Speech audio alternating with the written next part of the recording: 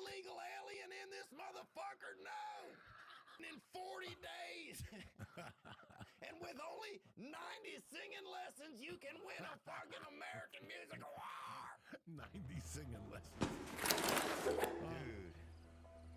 It was better last night. I was dying. I was dying in my sleep.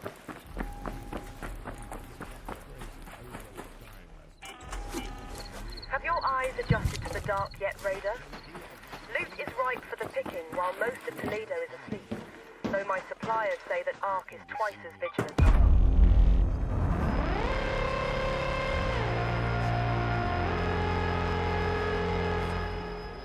How much I miss seeing you until I got out of the car, out of the Uber at the mothership, and I was like, and I literally, my legs, like I ran. I was so happy.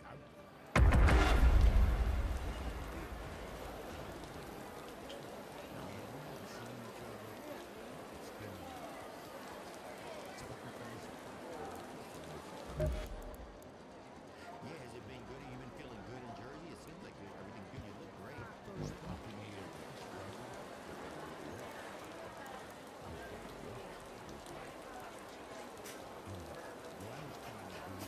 Good fucking food Yeah? over there. Oh, Yeah, I'd love to, dude. they got a place called Tapas. Mm-hmm. Anywhere you go, in the mountain, go to rooms. It's funny. 2, 3, 4. Fucking. I brought Rogan down there. His head almost blew up. They got everything down there. And it's so weird. Like, you leave there going, I take Leo all the time. He loses his fucking mind. Who's Leo? Lee. I take Lee. When he comes Sayed. down, when he comes down, I take him to different places. That little fucking walkie-talkie. I saw him the other night, dude. He was fucking dude. That Walkie-talkie. That little fucking gumball. Motherfucker is killing me, dog. The fucking Jewish Christmas present. Let's go to the Grandioso apartment. He's opening up for people. Yeah. Josh Wolf. Yeah, that's what he did. Yeah, that's when I saw him. He was just fucking Jacob real quick.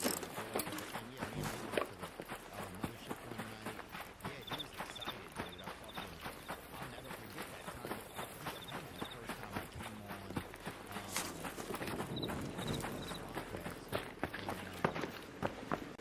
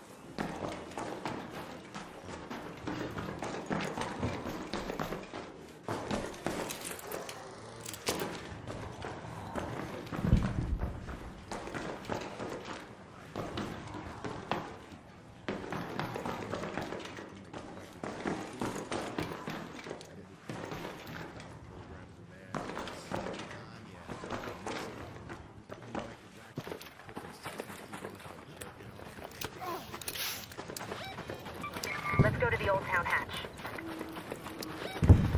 Go to that location.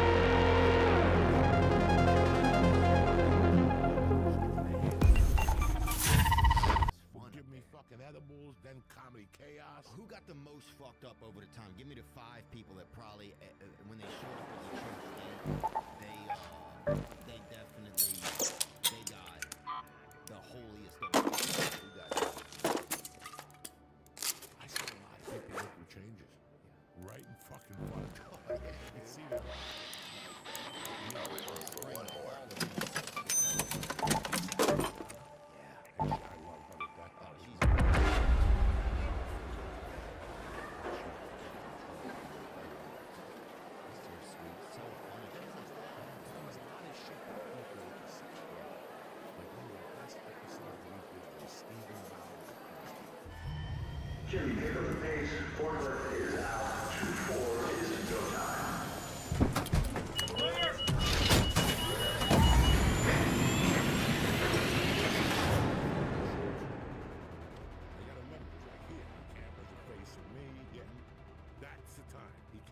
Cargo shorts. The camera would face him. While he'd go take a liquor bottle out of the sock. First they would and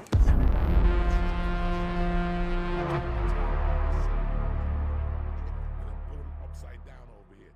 Then there was 6 bottles. Then he started going in his cargo pants. And he would take another bottle out and drink it. We count 9 plus the beer he would drink, plus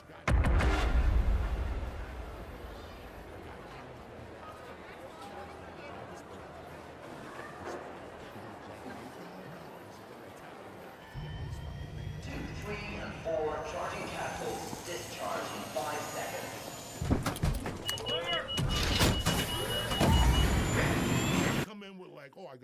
these, and then when you take these, like Yeah. this is the way he carried the Yeah. bag. Oh, if you When carry you it by- took one of these, you did one of these, and then if this don't do it, this don't do it. And he'd give us pills by the hand. I didn't know what they were. We used to just call them happy pills. When you just eating pills, you don't know what the fuck they are. And I remember I did his podcast on a Sunday, and when I got there, what his fucking name was, he would come on there and bring. I'm not talking about like prescription, like he'd come in with like, oh, I got these, and then when you take these. Like Yeah. this is the way he carried the Yeah. bag. Oh, if you carry When it. he took one of these, you did one of these, and then if this don't do it, this don't do it. And he give us. We used to just call them happy pills. When you just eat pills, you know what the fuck they are. And I remember I did his podcast on a Sunday, and when I got there, they had bags of fucking pills at the school. And one day I go, you know what? Give me one of those. Pull the Chargers back to 4, to 3, no time to break. You're up. I was fucked up. Did it have like a leopard pattern on it? I have no fucking idea. I didn't see no leopards. I didn't see nothing. Because I took some shit. Yeah, one time this gay, I don't want to say the dude was gay, but everybody knew he was gay, and he knew he was gay. But he gave me a couple somas to drive him somewhere, right? Dude, he's like, this is the worst idea ever, dog. And R.I.P., bro, my boy Billy from Corso, but he gave me a couple somas to drive him somewhere. He's like, "Kilo, Let's go to bro." Plaza Rosa.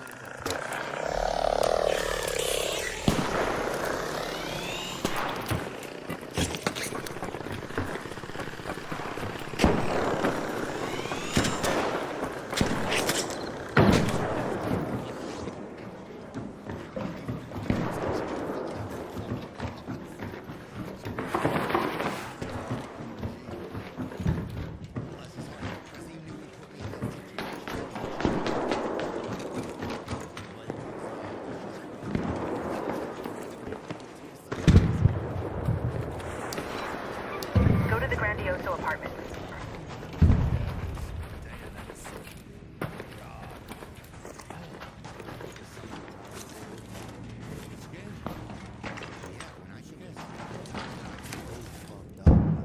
When I used to get, I would put both of my feet on the pedals, right? Because I was too nervous to let one of my feet down there in case something pops off, right? That's why I had one on each.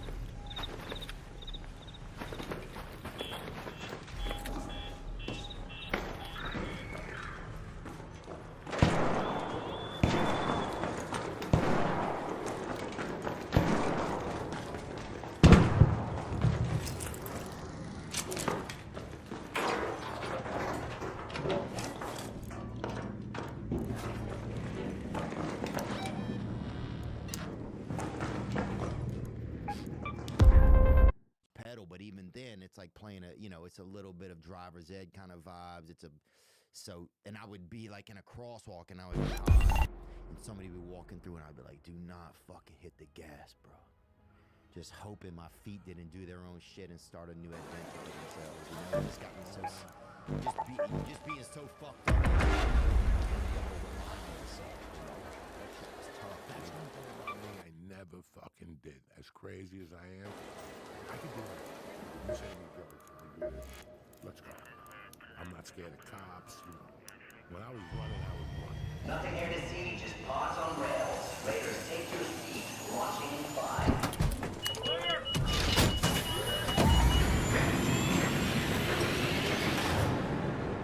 other shit, I cannot drink and drive.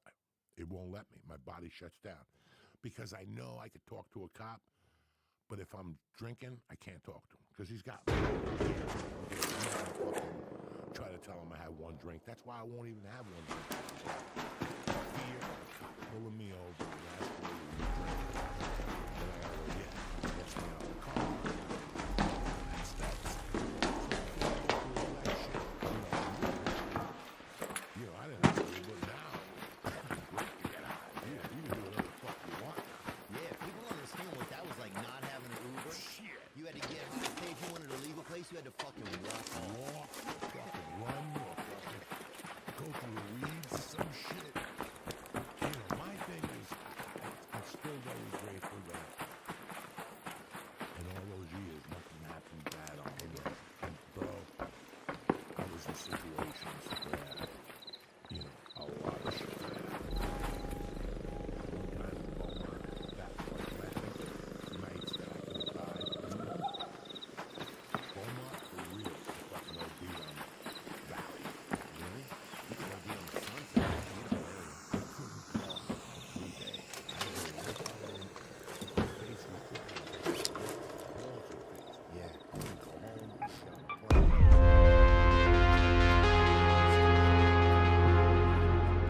Drinking Gatorades, bro. Yeah, it's so many things could have happened. Yeah. All those weeks in Miami doing drugs, Houston. Oh. Houston was fucking Houston to lose your mind and be down. That was part of it. This episode is Prize Picks. That's right. If you love firing on sports, baby, Prize Picks is the best daily fantasy sports app. Proud, stand out with Chubby. That's the fucking head fucking wheels. On the list, discharge. Launching at Charles Spaceport for Dan Mile Care.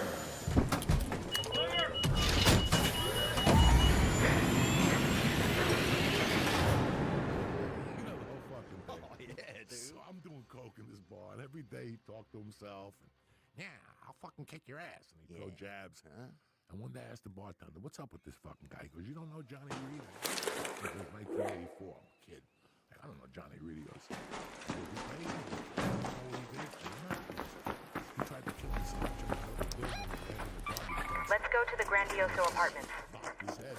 So now he's fucked up. He get a check from the government on the first. And he would give it to the bartender. I said, tell me when it's over. Let's go to the Grandioso Apartments. Broke, and he'd be in there fucking arguing with the bartender.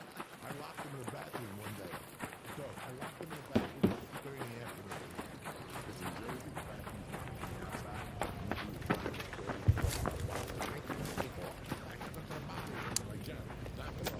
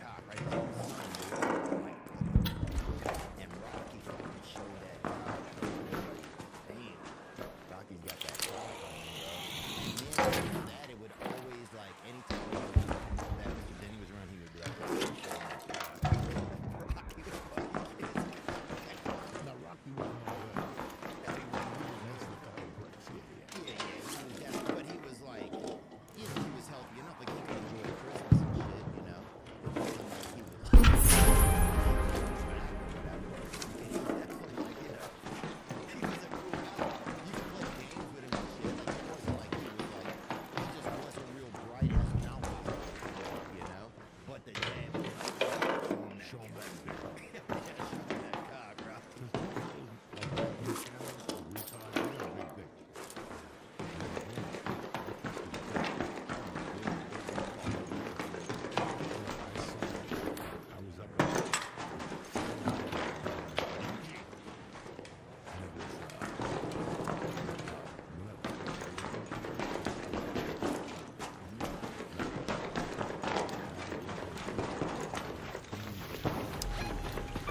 Must move to that location.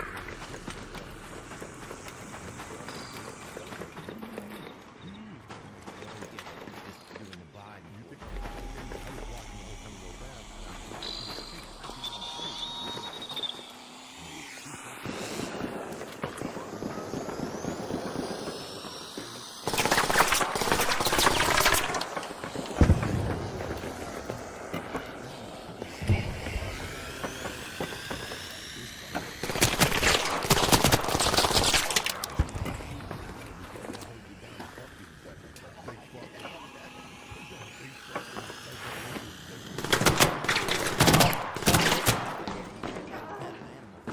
That's for sure, brother.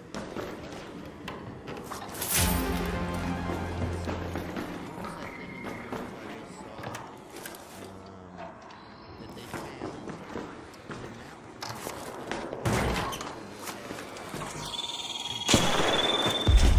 they just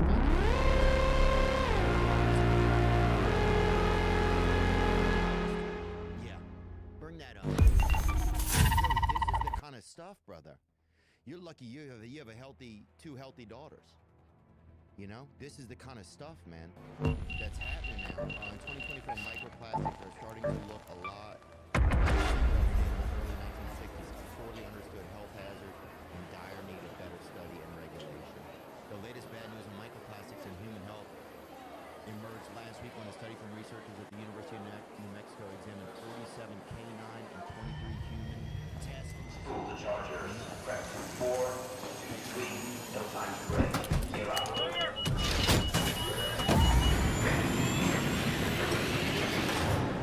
But like, you know, what is that causing, bro? If you got what kind of effects can happen? Does it say they've already been found in our bloodstream and in other human organs such as the liver, the heart, and the lungs? I just start to wonder what happens when that gets into your brain. Does it make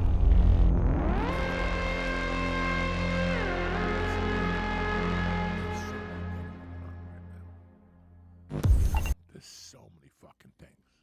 You know, look at this. The pandemic opened up, you know, with the fucking shots and mental health. It just opened up a variety of everything. I got a fucking hernia. I lost weight. It was one. Got a fucking hernia. You know, who the fuck knows? Who the fuck knows if I put my food on there? You know, you don't know what to do. Fucking vegetables. New visitors, Raiders off the list. Hospital is launching now.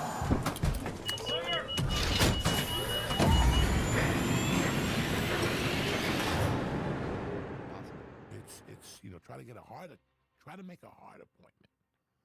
They'll tell you, like if you call today, they'll go, yeah, fucking July 8th. Yeah. Because that fucking needle fucked everybody's heart up, you know. There's a ton of shit going on. God knows. They're not telling me that.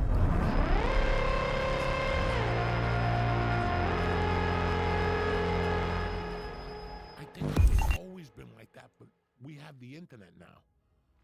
And 20,000 media outlets. Yeah. Yeah, that's true. We have so much information. Listen, this metal. I think the biggest thing I'm looking at is I've never seen anything. I know people. I grew up with people. And I talk to them now. We're not the same fucking person. Closing rails. Rerun. Go, go, forklift. Spin the chargers.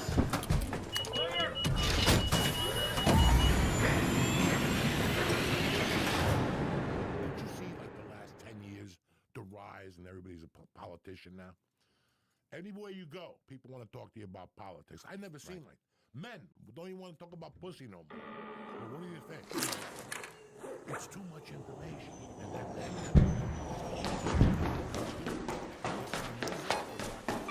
Go to that location. Let's go to space travel. Go to the Grandioso apartment. I don't want you because they're just gonna want you. Yeah. That's all they're doing. They're giving you selective clues. I don't believe anything in them. I just live my life and fucking fight my battles. The science of Yeah. but the mental health, I think right now, and this is what it's gotta be. It's the internet. It's the fucking, and the food business. We're living in a world where everybody's fucking stuff.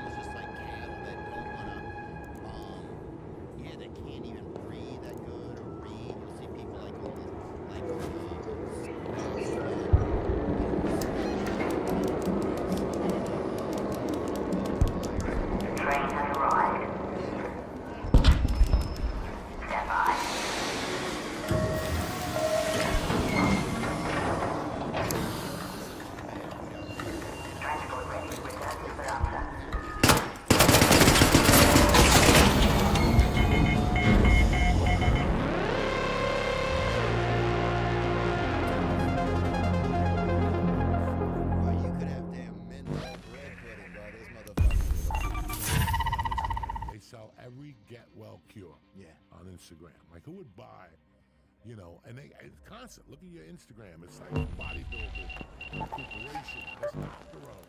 Yeah, I'm going to buy testosterone online from some fucking guy I don't know. It is crazy. Eyebrow loss. Right? Like, what are you even doing? No. Yeah, people need to miss some rampage. It's like $40 a month.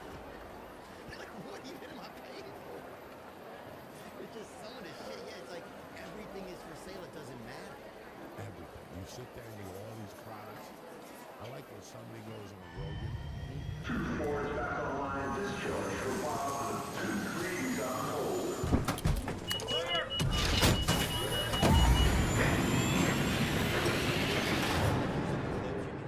Yeah. The clips are like it's just so.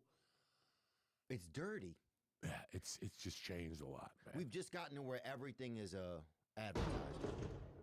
You know, everything is for sale. I mean, if you look at it, even with like a lot of young men aren't having sex anymore. A lot of women are selling their bodies on the internet. There's nobody who, you know, it used to be you had to go to the system to somebody to get some pussy. You know, it was like, yeah, at least a lot of them. You know what I'm saying? I don't know.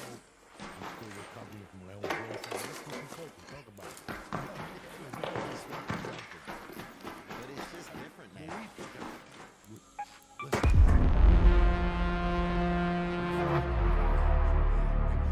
Right away from this. You know, I was really opposed to texting for years. I remember that. That's why I even called you yesterday or the Really other day. opposed to it. Now I'll do it, but I didn't like it because it takes away the connection. I want to hear your voice.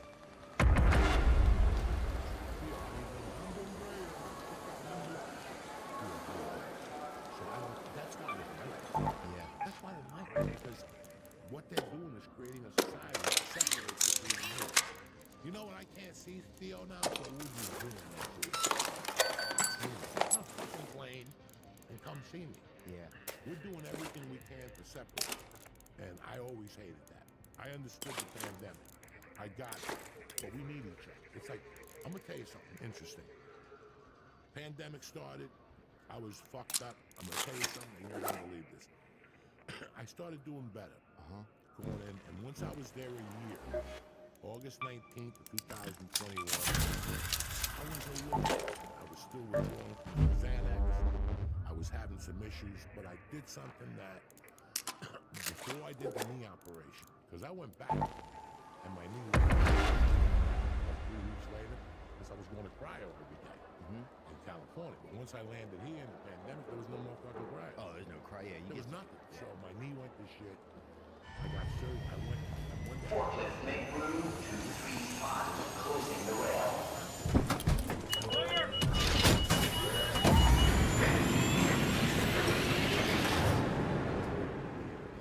But people are still like not touching each other and shit.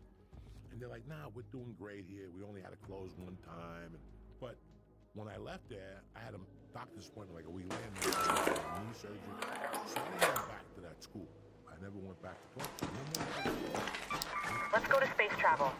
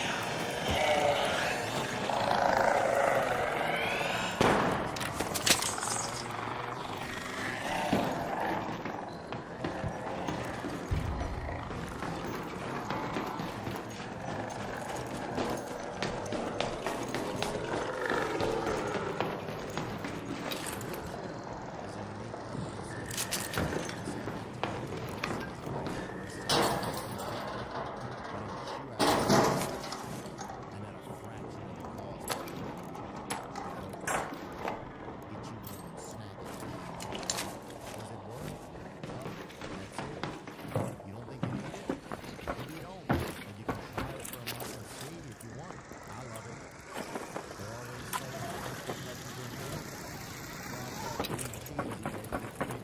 wants to help you have better sex. Discover your options at BlueChew.com. Chew and do it. And we've got a special offer for our listeners. Try BlueChew free.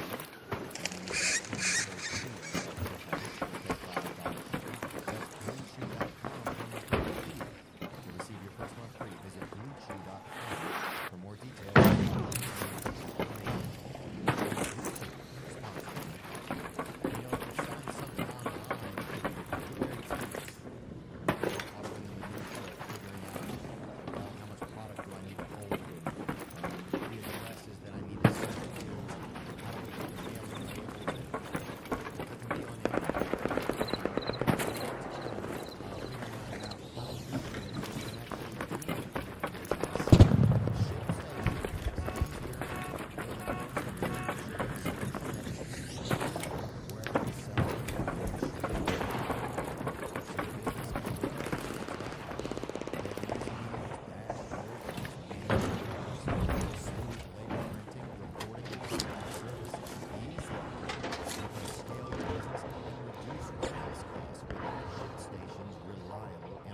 Solutions, and you can save thousands of shipping costs and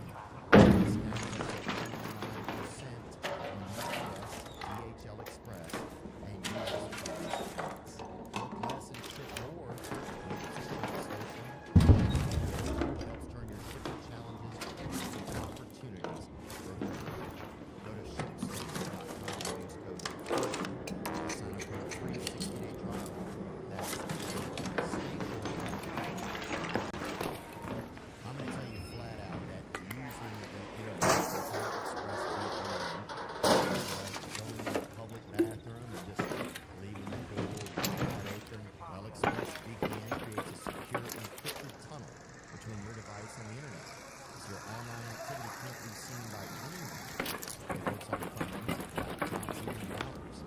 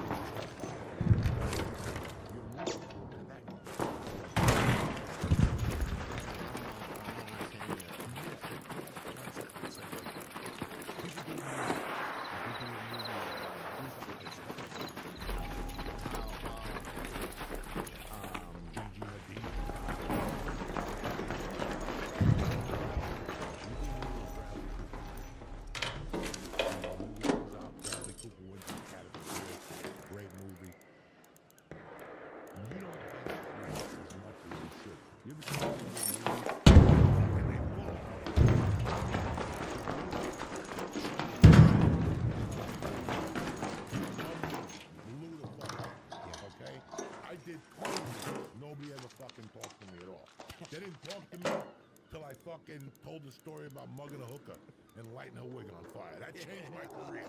That people start. You do a Disney show, nobody wants to see.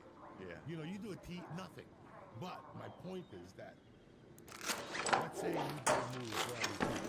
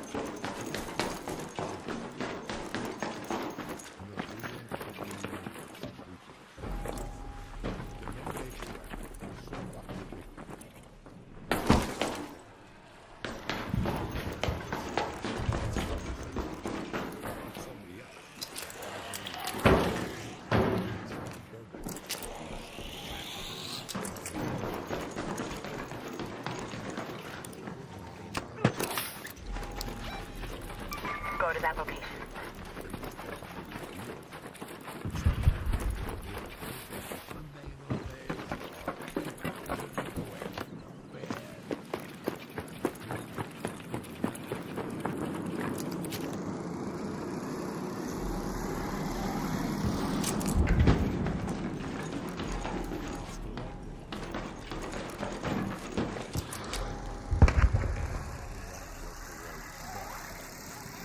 It's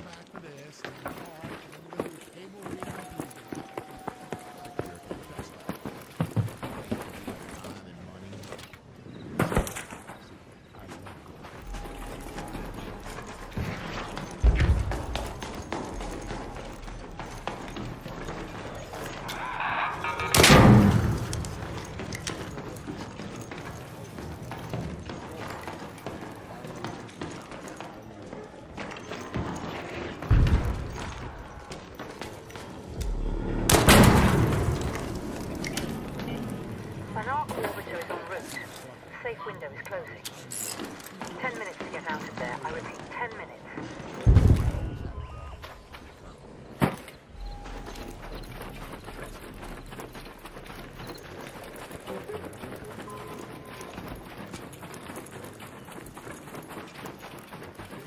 I'll go away and see. You know, I think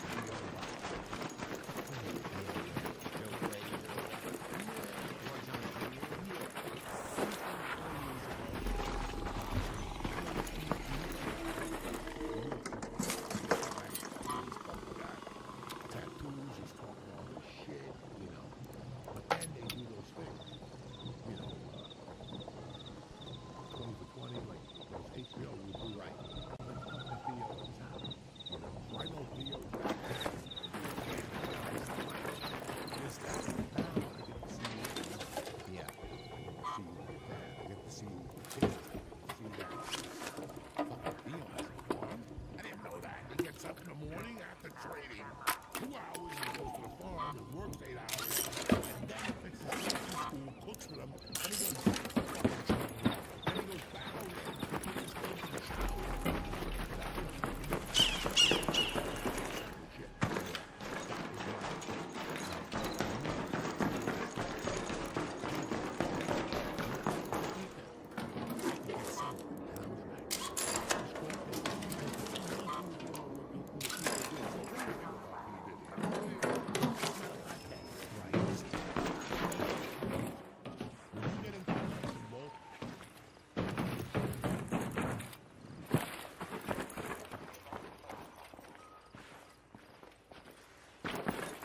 People, like I told you, I'm nothing more on my career. Until I told the story, I never did it. And all of a sudden, something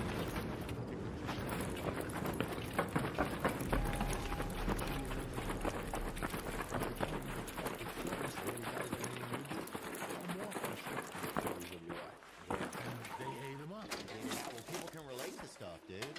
Especially with hookers, man. I remember doing drugs and like negotiating with hookers and that, right?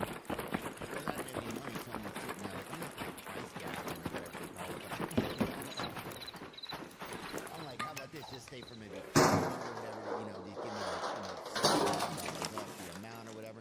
And I was always so high. This would happen to me every time. A woman of the night or whatever, escort would come over. I was so high, I'd be scared.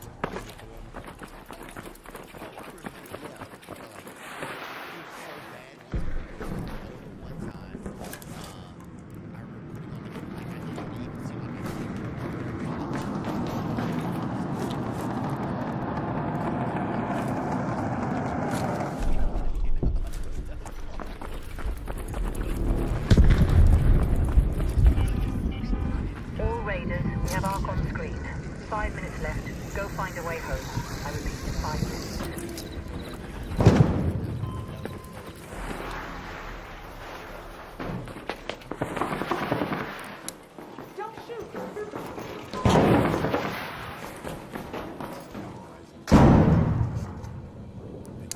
Hey, don't shoot!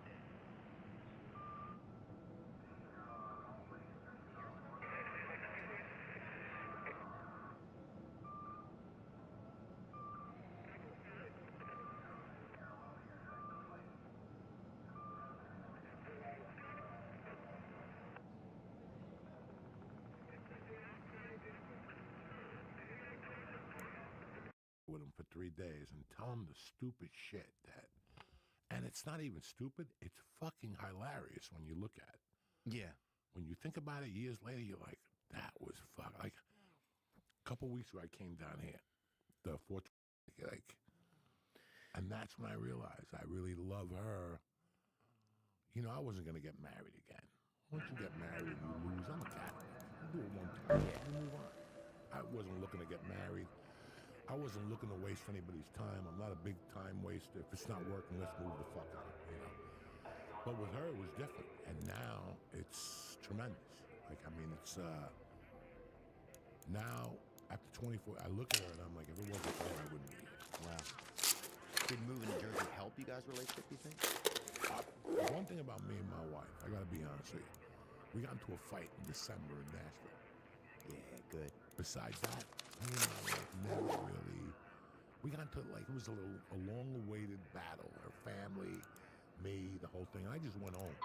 I was in Nashville for Christmas. I just went home Christmas Day, and she got mad at me for like 2 weeks. We had a little problem at the house for 2 weeks.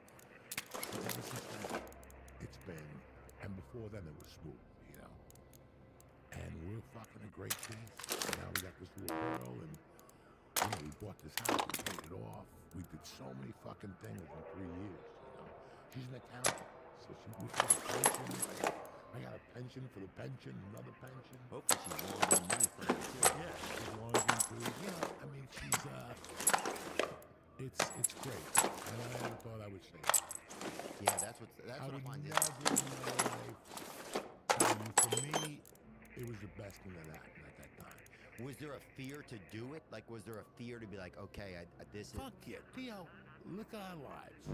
We go on the road, we bump into a girl, you do things with them for 3 days, then you come back a year later, and there they are. And then one time you come back and they obviously have a boyfriend. Yeah. And they bring them to the show, and that's when the relationship ends.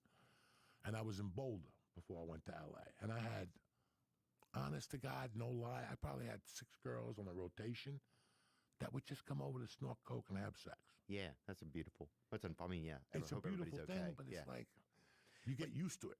Right, and then it runs its course, and then And then it time runs its changes, course. and you come back and you're still living 5 years ago, and now they got chilled, they got a fan, so everything changes. So, like, I was never going to get remarried. I got the movie. Then it took me 2 more years of struggling on coke. I mean, a horrid 2 years. Heroin, and that was what was killing me, that I was hurting her. And one day I go, you know what? I got to stop this shit because, listen, I'm old school. I found my mother dead, and I'm here.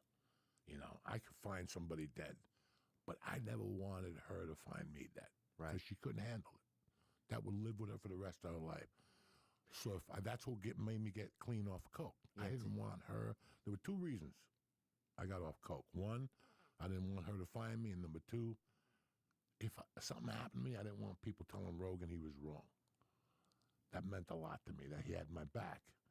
So now he's got my back 100% because, so I got clean, and then 2 years later, I proposed to her on the phone. I just go, it's time. It's time. No more shit. I was going for a ride, and I go, you know what? I got to marry this girl. And then 2 years later, she got pregnant. So it was all like... That's interesting, man, saying, like, I don't want to hurt you, so I'm going to stop hurting me, you know? Yeah. I don't want to hurt this person. She could never handle waking up and finding me on the floor. Yeah. She doesn't have it. It's not in her DNA. She's very sweet. We're animals. We could find anybody dead and the next day fucking go eat a pizza. You know. But she's from a different cloth, so... Hey, Rocky got that cock on him, dude. What's that? Rocky got that medium pepperoni on I'm him. telling you. That's true. Sometimes I'll be sitting with somebody, I'm like, if this person died, what would I do with it right now? I literally would think that kind of shit. It's fucking crazy. Yeah. and I'm just in the backseat of an Uber, and you're like, what the fuck am I doing with this guy, you know? Do you have ever have tough moments when you think back on your own mom and like and just that whole situation? Like, do you ever like on Mother's Day, do you do anything special? Do you just say like a special prayer? Like, It's like these idiots celebrate 420 one day a year. I do 420 every day. There's not a day I don't think about my mom. In fact, I didn't even bring flowers to a cemetery this time. I went to a cemetery when I moved back to Jersey. It looked like a fucking rat's nest. yeah. I went, I complained, I brought some tools up there, I did some cleaning, and it's like scared me now.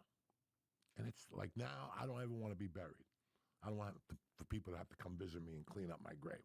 Burn the shit out of me. I don't give a fuck. Well done.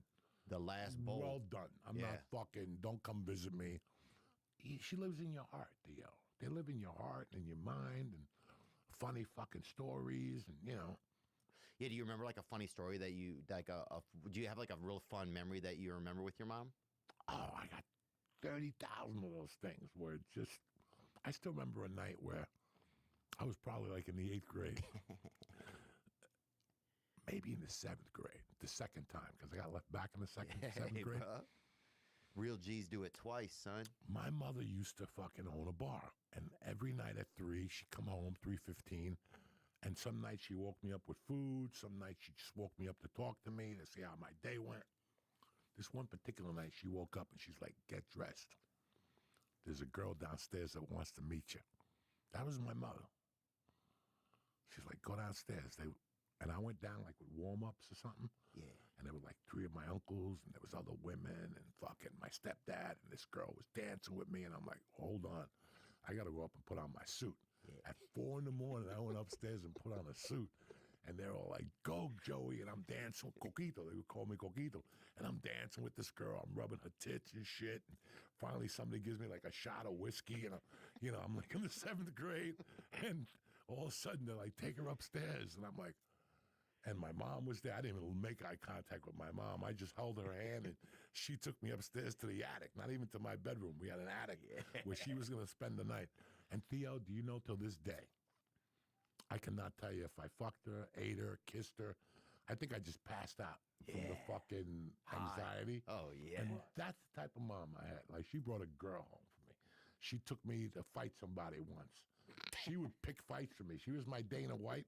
When I went to Catholic school and I come home, she's like, you got to go home and change. You got to fight at 3:30 in front of my boss. Some guy cursed at me, and I told him, come back here Friday at 3:30. You're going to fight my son. And I have to go up there.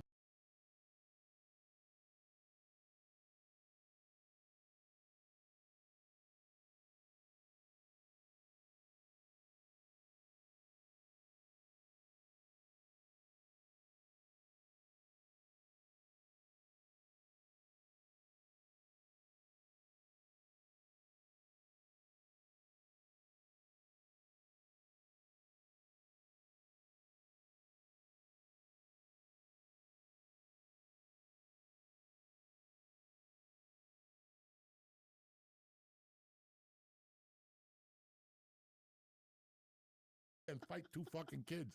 It was never ended, man, with this lady. But those years, this is what I'm trying to do with my daughter now, because I remembered how my mom got to me. And it was just real. Like, I finally had to tell my daughter a couple months ago that I smoke pot. 11 years old. And she's looked at me like, Dad, come on. I know.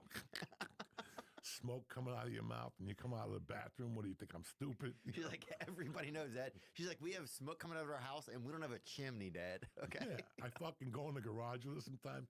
She's like, Dad, it smells in here. She'll go, and I go, somebody keeps breaking in my house and smoking dope. And she's like, Dad. So I'm really being honest with her, little steps at a time. Like, I got to break it to her that she's got a sister soon, eventually. Someday I got to tell her the story. Yeah. I don't want to tell her now because I don't want her to think, well, what if me and Mommy break up? You'll never see us again. So I got to be careful. I thought when I put the book out, I would have to sit her down, but it's been 2 years. And She hadn't read a it. year. No, she's not going to read it until I tell her to read it. Yeah. So things like that, but I miss my mom.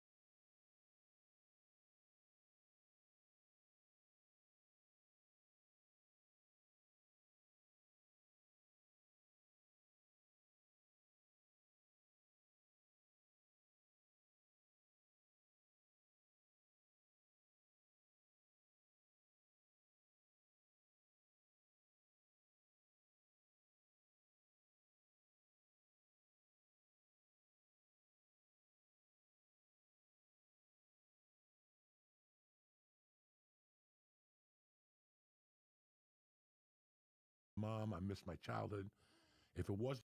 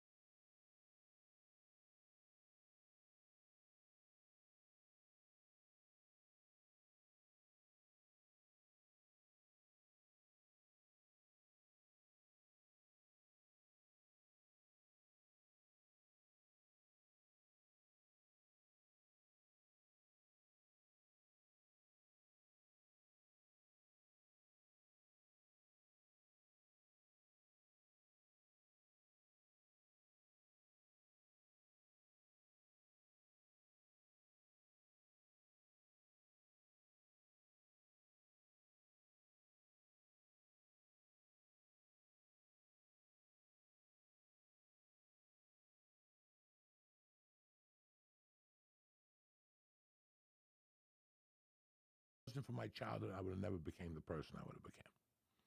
Yeah. Plain and simple. Whether it's a criminal thing, everything I did in my childhood came to help me out later on, you know, like in some way or another. So I have no fucking regrets at all, you know? Yeah. Dang, man. Thanks, dude. Thanks for just sitting down. It's just so good to just hear your voice even. I remember how much, like, when you would go on your lives, dude. Remember when Mad Flavor was going fucking live, dude? The world lit up. Do you remember that, Nick?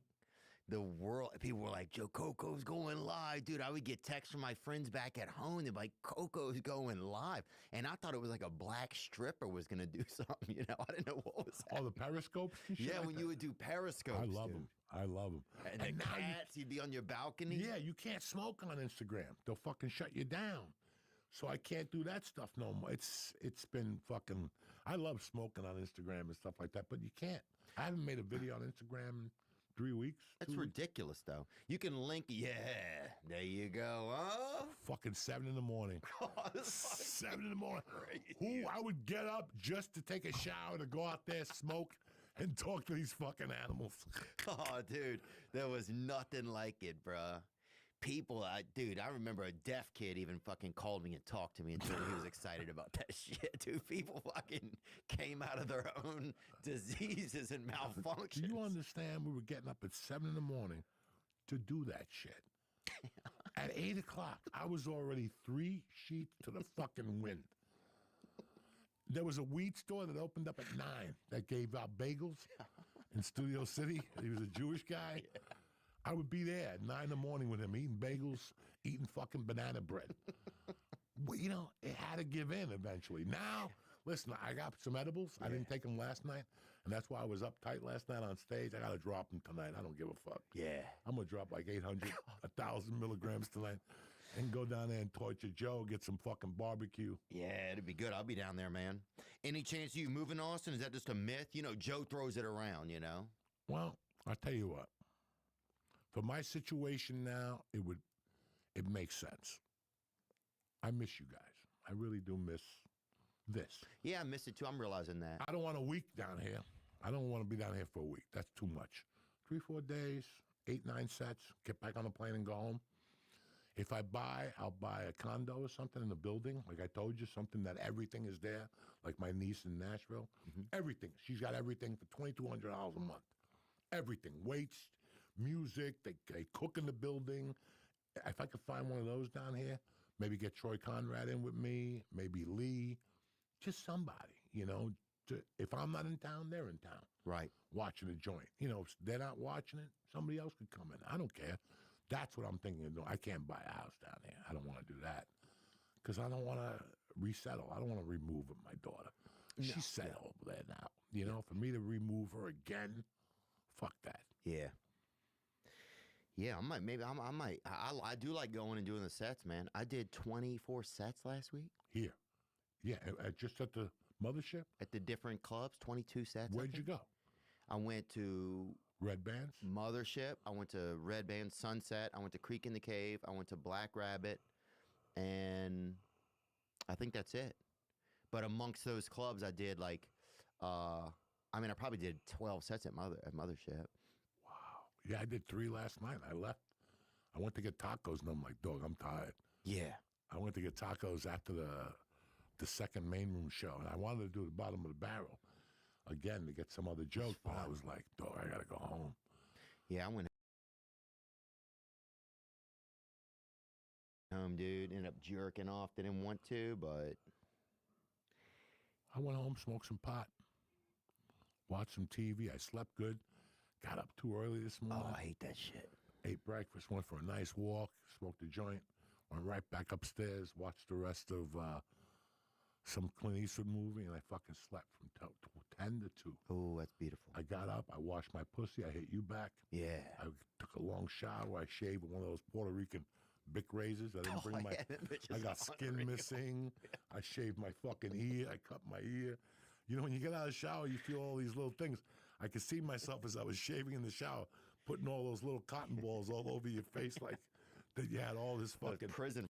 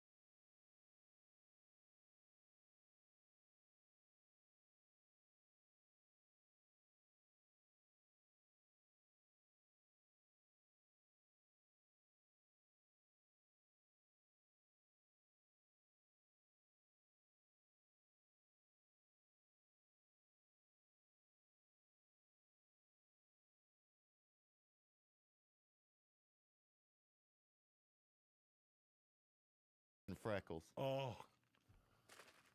But it's good to see you, brother. I'm happy too, you man. had me on here. I'm very proud of you and what you've done. You're a fucking animal. I love that you have a smile on your face all the time. And I will take you up on June 1st. We're going to... So you're at Beacon that Friday night. Yeah, I'm at Beacon that Friday night. Just one show. Just or one two show. shows. Just one. Just one. And then you're free. Yeah. You're staying in the city. I could stay anywhere. Saturday, we'll do the... Saturday. Let's go to lunch Saturday and then go to the fights if you want. Perfect. Even if you don't go to the fights, it'd be great. Perfect. No. Saturday we'll go because you'll have more time. Yeah. So you come over. I'll cruise over early Saturday. Take the ferry. Yeah. Take the ferry right to there. It drops No you off right down way, the block. really? Yeah, drops you off right down.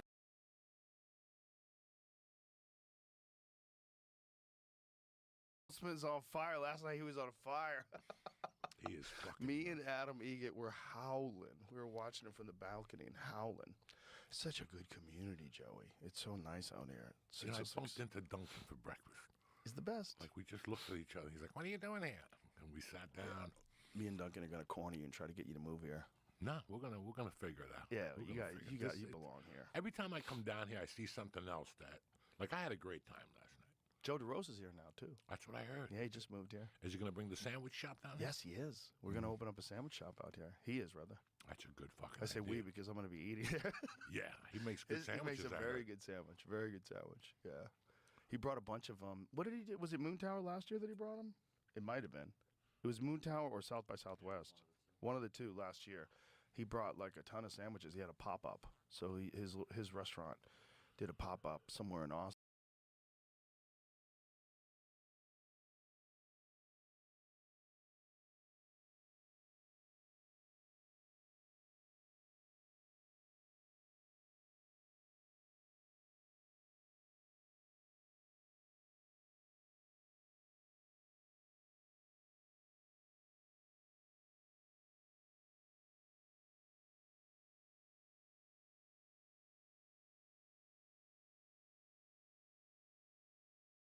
I was like, bro, you got to open this up here. You'd be killing Yeah, it, you'd be especially if it's you Yeah. and people know it's your business. Because I've heard this. Somebody else was telling me about the sandwiches. Very yesterday. I legit. gotta go up there. Very legit. I just don't even know where it is. I don't know if it's in Brooklyn. Bro, I want to kidnap my man Giovanni in White Plains. Bring him out here. Bring him out here. Yeah, he'll fucking. He can't survive outside of Italian neighborhoods, though. That guy's the most Italian guy that's ever lived. And you know they get their stuff up there. They get everything, and it's all coming in right from Italy.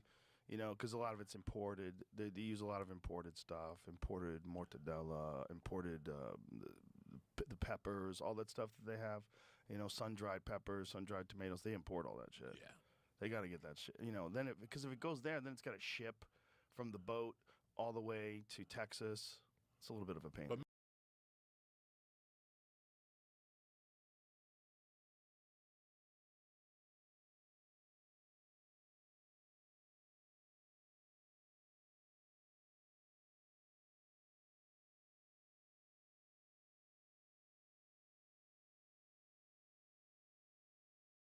remember fucking Greasy Tony? He used to drive once a month to New Jersey Greasy and Tony. get cold cuts and fucking I chicken miss cutlets. him.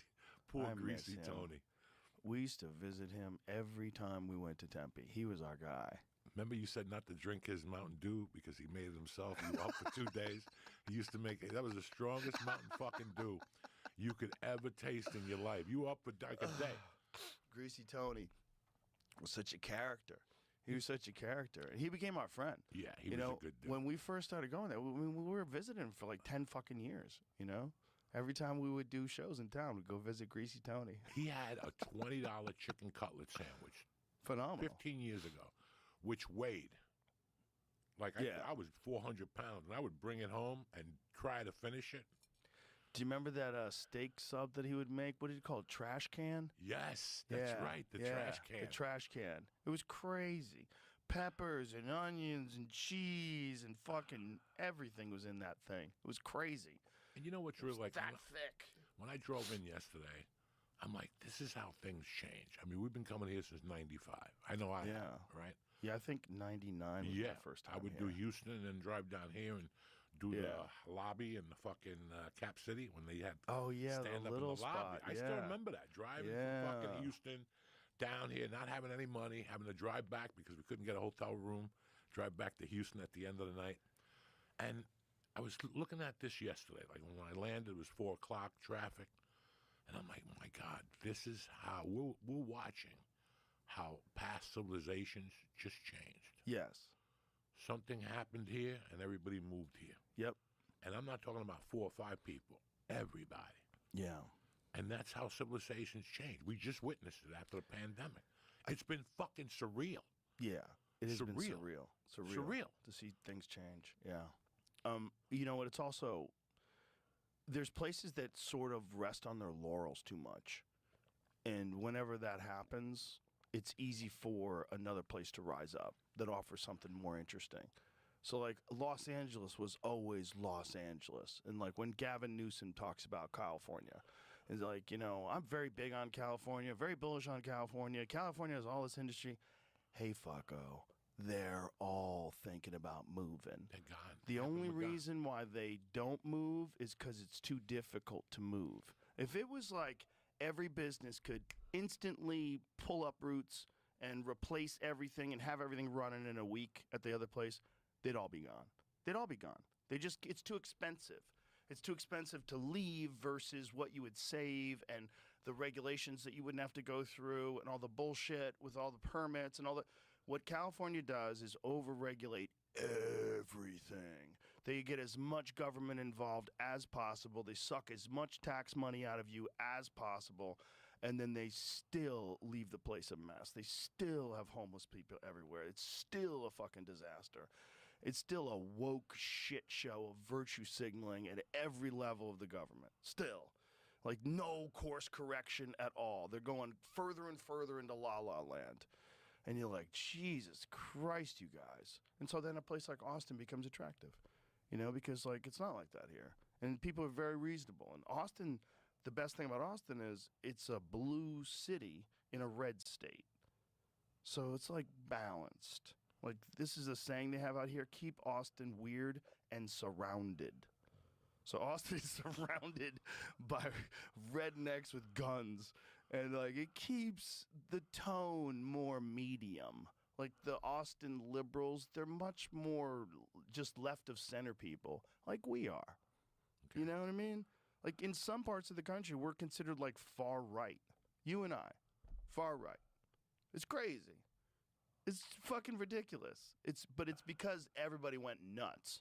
And everyone demanded a whole series of things that you have to agree to in order to be a good person. Like, fuck off. You know And what the so real you can problem move. is out there? Let me tell you what the real problem. I didn't realize it till I fucking left. What? That everybody's too busy tapping themselves on the back.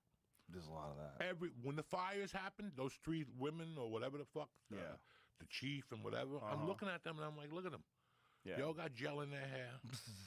They all got a tattoo on their neck. God forbid they can't be cool for just one fucking minute. God forbid.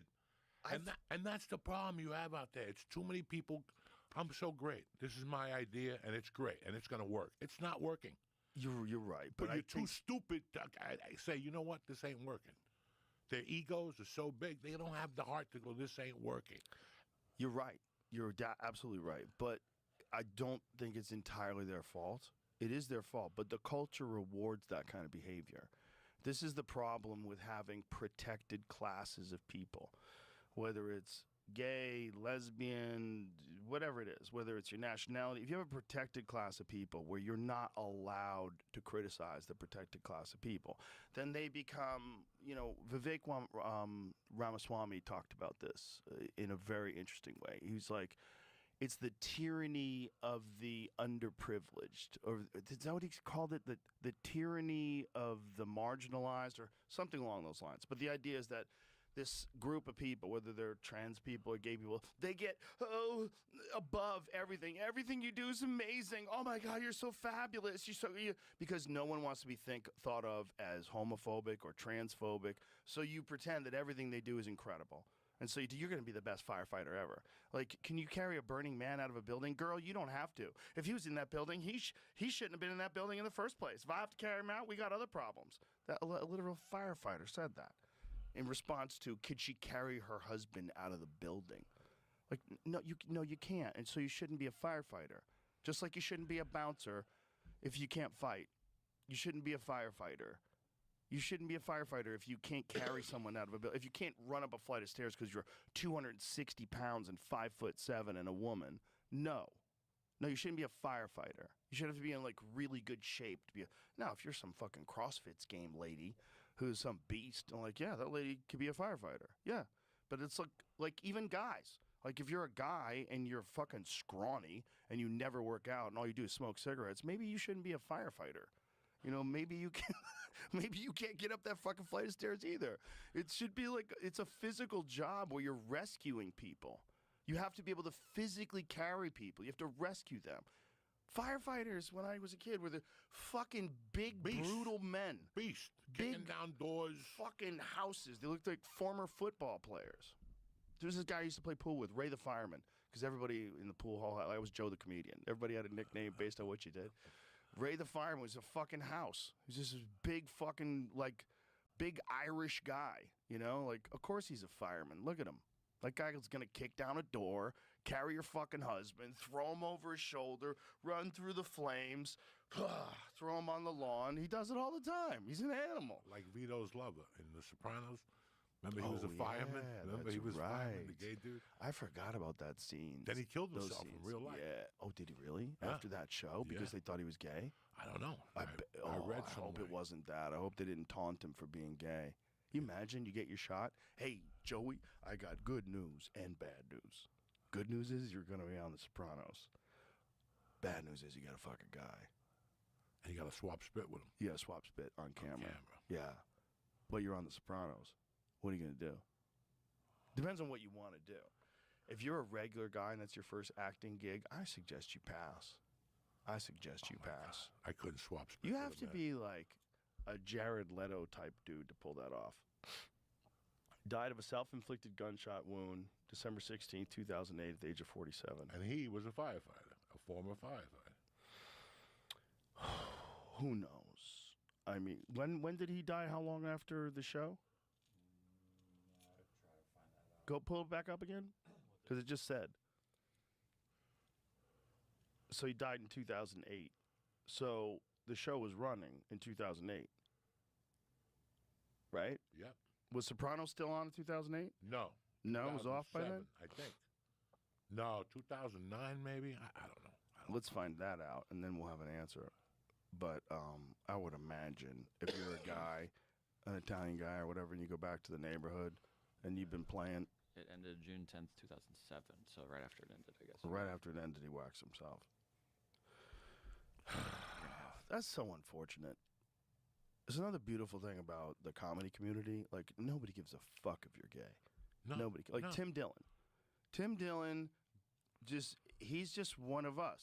It's just, we're all, like, the lesbians that come there and hang out, they're just one of us. they're just one No of us. one gives a flying fuck. It's just, if you're not funny, nobody wants to hang out with you. If you're not funny, like, get out of the green room. You know what I mean? But if you're funny, who cares? No one cares. Do you remember the kid from Houston? Which one? The guy that used to always wear football shirts? Yes. Where did he die? He passed away. He passed. That was my brother. What was his name? God damn it. I loved him. I loved him. It's at the fucking store, escaping my mind. with the little hat on, You're going to remember his and name. he'd come up to you and give you a hug all the time. I haven't seen him in so long. When did he die? I don't know, maybe 10 years ago. Did he talk about being gay on stage? No, but he told me he was gay all the Oh, fucking yeah. time. Well, he was gay He as would fuck. go to those army things just to fuck men. Well, he just looked like a football player. Yes. Like a big He looked like a Shane Gillis type dude. Yeah. Like a big former football player, but he was gay. But he was gay. He always wore football jerseys. Always football Yeah, jerseys. That's how we sweet. trick them. Sweetheart of a guy. But again, same situation, Joey. That guy was one of us. He just hung out No, with I us. loved him to death. He just hung out with us. I loved that dude to death. It didn't even matter to me that he was. Listen, that's never mattered to me. You got to remember, I was a Judas Priest fan in high school. Right. That dude's as gay as hell. First time I saw Nobody him, knew. Isn't that funny? I fucking knew in '79. Nobody comes out with a little hat with a whip. Right. You know, I saw him at the Palladium. I'm like, that dude is gay. coming. Oh my God! Did you ever read? You just have to try to read his book. Really? Jimmy Florentine gave it to me. You have to try to read it. Is it crazy? I'll just tell you one story. That there was a guy in Chicago, like a stylist, that used to tell him he wanted dick. always bust. You know those people, those women. Mhm. Come on, Joe. Come on, or whatever. Yeah. You know. And you're like, come on, it's never gonna happen. And he said finally he got pissed off one day, and he took the guy up in his office. He goes, I fucked him so hard, I blew out with his O-ring. Guy had to go to the hospital. I'm reading this going, this is my type of fucking guy. I my love God. this fucking guy. Well, you got to think what Rob Halford did. When he was at the head of Judas Priest, he got all these straight guys to dress like they're in a gay biker gang because they wanted to be cool like Judas Priest. He changed the style of a kind of music. He was really amazing. did. I loved him. I How loved many this straight guys dressed like gay bikers, not even knowing what they were doing? They just thought, this is how you dress for this kind of music. But it was because of Rob Halford. Fucking Rob, and he's still out. I had him on a show once. There he is, that bad motherfucker. You got another thing coming. I had a buddy of mine in high school who loved that song, and he used like a quote of it in his yearbook. And I always remember thinking, wow, that's the coolest quote. Like, if you think you're going to sit around, let your chip away my brain, listen, I ain't fooling, and you better think again. Out there is a fortune waiting to be had. You think I'll let it go, you're mad. You got another thing coming. Fucking great album, great shit. That kid never did anything, though. No. He never left the town. No. He fell apart And after here's high the school. weirdest thing about Judas Priest. What? His writing. That's what I fucking died about. His writing. Because he would write, and you're thinking he's writing about a woman. He's writing about assholes. He's writing about a man. And he has a song called Burning Up that is so fucking over the top. I know you feel the same. I know you feel the flame burning deep inside of you. Ooh. Burning you up. It's called breaking you chlamydia. down. Breaking you out in a cold sweat. But when you lose control of your very soul, your desire takes over. You'll feel the heat wave.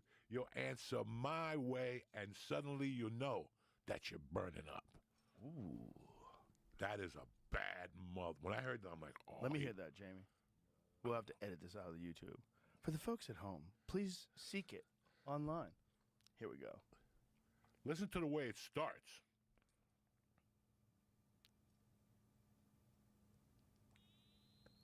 It's like a satellite. This is back before satellites, like before we had modems. Ooh. This is 1980. This is on a Hell Bent for Leather tour.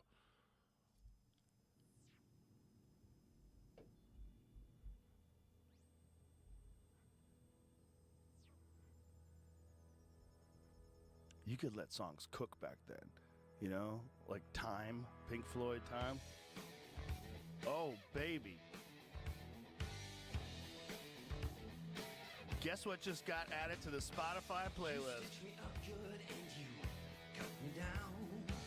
So I string you up to keep you hanging around. You dish the hot stuff up, but you keep me. Should be eating. So that was his open name in the Cuban community. But one day he came into my mother's bar, and there was two bookies. I was like a kid. I was playing that shuffleboard. Uh-huh. Remember when you played Yeah. the sawdust and Yeah, you yeah, sprayed yeah. it? I'm playing the shuffleboard, and he was right there. And the two bookies were in the corner. And the one guy goes, look who it is, my thing and maricon. And this motherfucker pulled out a 32. Oh, Jesus. And he goes, listen, I'm going to tell the both of you that unless you suck my dick or I fuck you in the ass, you don't have the right to call me Martin the Fag. So Wow. say it again, I'm going to shoot both of you. And my mom is yelling at him, Martin, Martin, Coco's behind you. If they start shooting at each other, I'm right here. I lift my head up. I'm like, oh, and Martin's like, and all of a sudden Martin left. So the next day, I guess he called my mother to apologize. And my mother made Martin come and apologize to me. And when he opened the door, and he was like, I'm very sorry about pulling out the gun, I go, fuck that. You're my new Charles Bronson. I gave him a fucking hug, and he became my best friend after that. And I respected him because he was going through hate. Yeah, really. Like in the mid-'70s, Yeah. he would come back once a week with a black eye or a busted lip. He went to a bar in the village, and there'd be guys waiting for him on the way out. And I always respected that dude. Like, always respected him for that. The problem with bullies and bigots and all people that attack people like that is all this is the same problem in all walks of society. It's weak men. It's almost always just weak men, weak, stupid men that want to find someone to pick on, want to find someone that's not bothering them at all and fuck with them because they're weak. That's all it is. That's all it is. It's all, but that's all it is. Like the woke people that scream at you and want you to do what they want. The people that want to like spray paint swastikas on Teslas. It's the same thing. It's weak men, mostly weak men, a bunch of crazy women, and they're all together in this big pile of suck that's connected to a political ideology. But most people, you know, you shouldn't care. And if you do care, you just weren't around. I was around gay people when I was really young, fortunately. I lived in San Francisco when I was 7 years old. And we were in the middle of gay land. I mean, it was San Francisco in the 70s, dude. It was gay as fuck. During the Vietnam War in San Francisco. I remember I'd be walking down the street with my stepdad once, and a guy whistled at him. I was like, oh, shit. I got uncomfortable. Like, he didn't freak out. He's just, like, shook his head like, what the fuck? When they whistle. With a little kid. He's walking with a 7-year-old. And this guy whistled him down. That guy didn't give a fuck about kids. He's not making any. He doesn't care. So we had these next door neighbors who this gay couple, and my aunt used to smoke weed with them, and they'd get naked and play bongos. And she loved the fact that she could get naked with these guys because they didn't try to fuck her. So they all just get naked together and smoke weed and play bongos. It was hilarious. They were really nice people. So like my experience with gay people was just like they're everywhere. It's normal. So when I moved to Florida, I had a friend. My friend was Cuban. His name was Candy. His last name was Candido. We called him Candy. And Candy was with his dad, and his dad throws a newspaper down on the fucking table. God damn it. And he's like, whoa, what's going on? It's like, these fucking fags are trying to marry each other. And I remember I was 11 years old, and I was like, why do you care? Like, he threw the newspaper at the table because of gay marriage. I'm like, why do you care? I'm like, what a fool. You're a grown-ass man, and you care about that? Like, who cares if they get married? Yeah, I know. He was Cuban. But he was mad, bro. But fucking. Oh, yeah. They want to try to get married. Because, you know, they've been fucking with gays with marriage forever. It's so wrong, man. It's so wrong. There's nothing. Listen, I see it, and it doesn't bother me at It's just like everything all. else. Doesn't bother It's me. just, there's a certain percentage of society that are just born gay. And there's plenty of them to hang out with each other, and they should be your Scott. friends. Yes, No. Scott. The football player. Oh, yes. Scott. That's his first name. Now we got to work on his last name. God damn it. Scott. Yeah, I need to call somebody. Otherwise, this is. Do you got Matty Kirsch's number? We should call Matty Kirsch. He would know. No. That's going to drive me nuts. Somebody from Houston would know. Because I don't want to call somebody online and have to describe him. And then people go, oh, you described Scott. Well, what I was Not thinking you were Simpson. saying was Jeff Scott. Jeff Scott from the Comedy Store is No, another example of a another gay guy who was our brother. Brother. He was our brother. That guy. That's it. Scott Kennedy. Scott Kennedy. Look at him with his New Orleans shirt on. Scott Kennedy was awesome. Awesome. Sorry, I forgot his name, but he's not around to be embarrassed. How Look did he at him. die? I don't know. Look at him with Craig Ferguson. He always had football jerseys on. Always. I mean, that guy did not look gay. Like, he looked like No. a big old football player. Like, you could see him in the backyard, you know, like smoking a whole hog with a bunch of boys drinking Bud Lights. But here's the problem. Here's what I felt from Scott. Because I met him in Houston, and then we connected in L.A. in like 2000. When he hugged me, I didn't feel threatened. No, not at all. When Jeff Scott hugged me, Never. I never no, felt no, threatened. no. I have to. Eric Rocha, when he hugs me, the kid at the Comedy Store,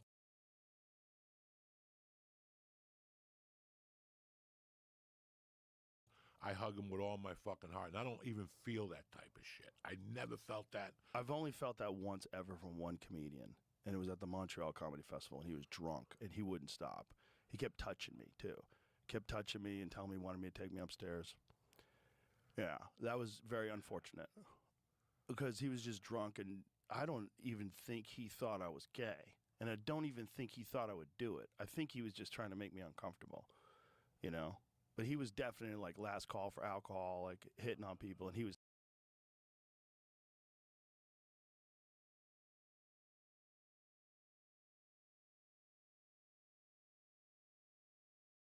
hammered.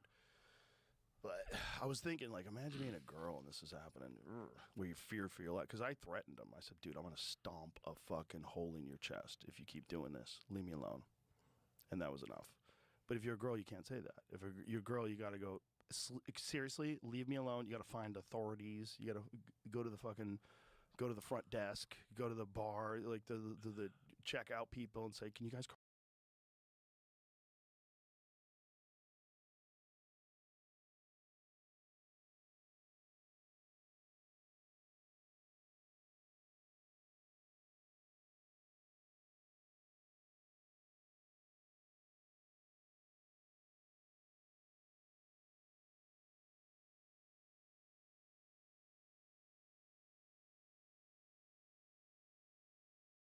call the police, please? This guy, one thing, I don't want to walk to my car. Can someone walk me to my car? You got to be worried about that. That sucks. But that's rare with guys. That's not happened to me once in 57 years, where a guy uncomfortably hit on me and Me wouldn't too. stop. But Well, it one was- other time at the store, but that wasn't as blatant. It was just he kept touching me. Like, stop fucking touching me.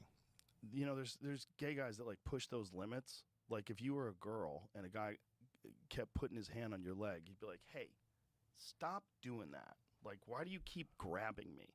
Why do you keep touching my body? Why do you keep touching my legs? Stop. That's fucking weird. You're crossing lines, and I don't know what other lines you're thinking about crossing. So let's stop this. But that's not most gay people. You know, I have these friends that I lived next to in California. They're gay, and they're super Republican now. It's hilarious. I follow them on Facebook. They're fucking super Republican now. They're all like, in against the Dems. How they've ruined California. Because these guys they're conservative gay couple. They're married. They got a kid, and they're just like, enough of this. The world is changing, brother. Yeah. Well, It's changed a lot. that's a good thing that the world is changing, you know, because do you know the guy who invented the Turing test? You know what the Turing test is? No. His name's Alan Turing, and he was a scientist. And he invented a test that they say AI has passed, and this test is where you can talk to a computer and not be able to tell that it's a computer, that it behaves like a human. It thinks like a human, it communicates like a human, where it's indiscernible. That's the Turing test. AI has recently passed the Turing test. Well, this guy, he was in England when this happened, right, Jamie? Where they forced him to take medication. He got arrested for being gay in like the 1950s. And they forced him to take medication that made him sterile, made him impotent. So he couldn't have sex. Like they forced him to take like hormone blockers that they give to sex offenders. You know, chemical castration when they do that yeah. to sex offenders. And then he killed himself. The guy who invented the method of determining whether or not AI has become sentient gets murdered by dumb apes who don't like that he's gay. How crazy is that? I'm not fucking that story up, right? I'm pretty sure When that's do the they story. give you blockers to sexual offenders? When do they give you that? Well, they don't always do it, you know, but it's called chemical castration. And by the way, it's the same chemicals, the same drugs that they use on kids when they give them hormone blockers. So when you talk to they're talking about a child getting puberty blockers, you know, oh, it's totally reversible. The fuck it is. The fuck it is. That's the same shit. It's chemical castration. It's not reversible. That child is never going to fully develop. If they get on hormone blockers, then when they're 18, they go, you know what? I think I actually am a man. Too late. Too late. Because from 13 to 15, you suppressed your testosterone. Okay, here it is. Turing was later convicted by the advice of his brother and his own solicitor, and he entered a plea of guilty. In the case, Regina versus Turing and Murray was brought to trial on the 31st of March, 1952. Turing was convicted and given a choice between imprisonment and probation. His probation would be conditional on his agreement to undergo hormonal physical changes designed to reduce libido, known as chemical castration. He accepted the option of injections of what was then called stilbostrol, now known as dithylstilbestrol, or DES, a synthetic estrogen. This feminization of his body was continued for the course of 1 year. The treatment rendered Turing impotent and caused breast tissue to form. In a letter, Turing wrote that, no doubt I shall emerge from it all a different man, but quite who I've not found out. Murray was given a conditional discharge. So Murray must have been the guy he was having sex with. That's so crazy, man. Arrested for being gay. In 1954 at his house, Turing's housekeeper found him dead. Post-mortem was held that evening and determined that he had died from the previous day at age 41 with cyanide poisoning, cited as the cause of death. He had an apple lay half-eaten beside his bed. Although apples not tested for cyanide, it was speculated that this was the means in which Turing had consumed a fatal dose. So he fucking killed himself. because they chemically castrated him. You know, founder of computer science and cryptographer, whose work was key to breaking the wartime Enigma codes. So this guy, like, helped the British crack codes. And what'd they do? They injected him with poison so that his dick wouldn't work, so he couldn't fuck guys anymore, which is what he wanted. He was, imagine if everyone was gay, everyone, and you were straight, and you're like, I don't want any dick. This is crazy. Like, guys keep trying to offer your dick. Like, no. Is there anything else? And then you meet girls like, oh, look, they're so soft and so pretty. That's what I like. I like girls. And like, no, you don't.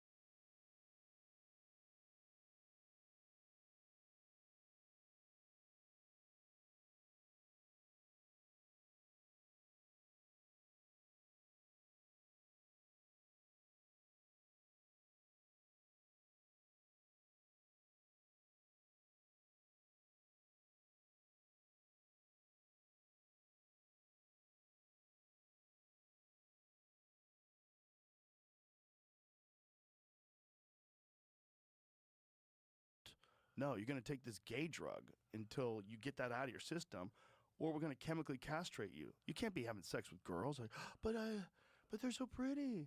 They're so lovely to be around. I'm so attracted to them. No. Only guys. That's crazy.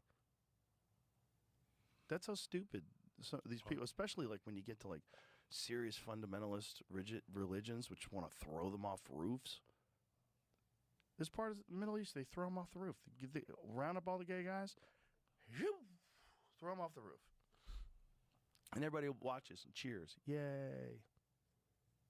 Crazy. Like I said, it's a different world out there, my friend. It is a different world out there, but it's the world out there that could be just like the world here. It could go this way here. Like, this is what people don't understand. Just how Los Angeles fell apart, the United States could fall apart too. You know, like look at Iran. We were looking at Iran the other day in photographs from the 1970s. Girls had mini skirts. They all look really hot. The guys had no shirts on, with six packs, walking down the street. Everyone's smiling. Looks like Europe. It looks like you're in Italy. And now it's a religious run country. It's run by a dictatorship. Like you criticize the government, they execute you. They executed an Olympic gold medalist in wrestling. Yeah, the UFC even tried to get them to stop. They pleaded to try to get them to stop. They tried to get Trump to get them to, or was it during the Biden administration or the Trump administration? I don't remember, but they tried to get the president to somehow or another talk to Iran and not kill this guy. They killed him because he spoke against the government? Allegedly. But you don't even have to really have spoken against the government. That's what's so scary. You just have to be accused of speaking against the government. I mean, to this day and age, like a friend of mine's Twitter account got hacked, and he got phished. They sent him an email, and he didn't, he's not that sophisticated with that stuff, and so he got phished, and then I heard he got phished. So I go to my Twitter, just because I never check my DMs, but I did it just because I knew he got phished. And I went into my DM, and it was him asking me for my email address after he got phished. So I was like, this motherfucker, he's trying to get me now. So someone could easily get your account and then, or use, some sort of code crack or figure out your code, then start posting stuff for you against the government, especially if you're in Iran. Like, they probably already have all your passcodes for everything over there. They've probably been, like, spying on everybody's computer from the jump. They probably just go to the database. What's Joey Diaz's Facebook password? Okay, post a bunch of shit there about these the people in government should all be lined up and shot. They all suck dicks secretly. they're all eating babies. Just make them say something like that, and then let's go round them up. And then if you don't have any due process, that's the kind of shit that dictators do. They just round you up. Wow. This episode is brought to you by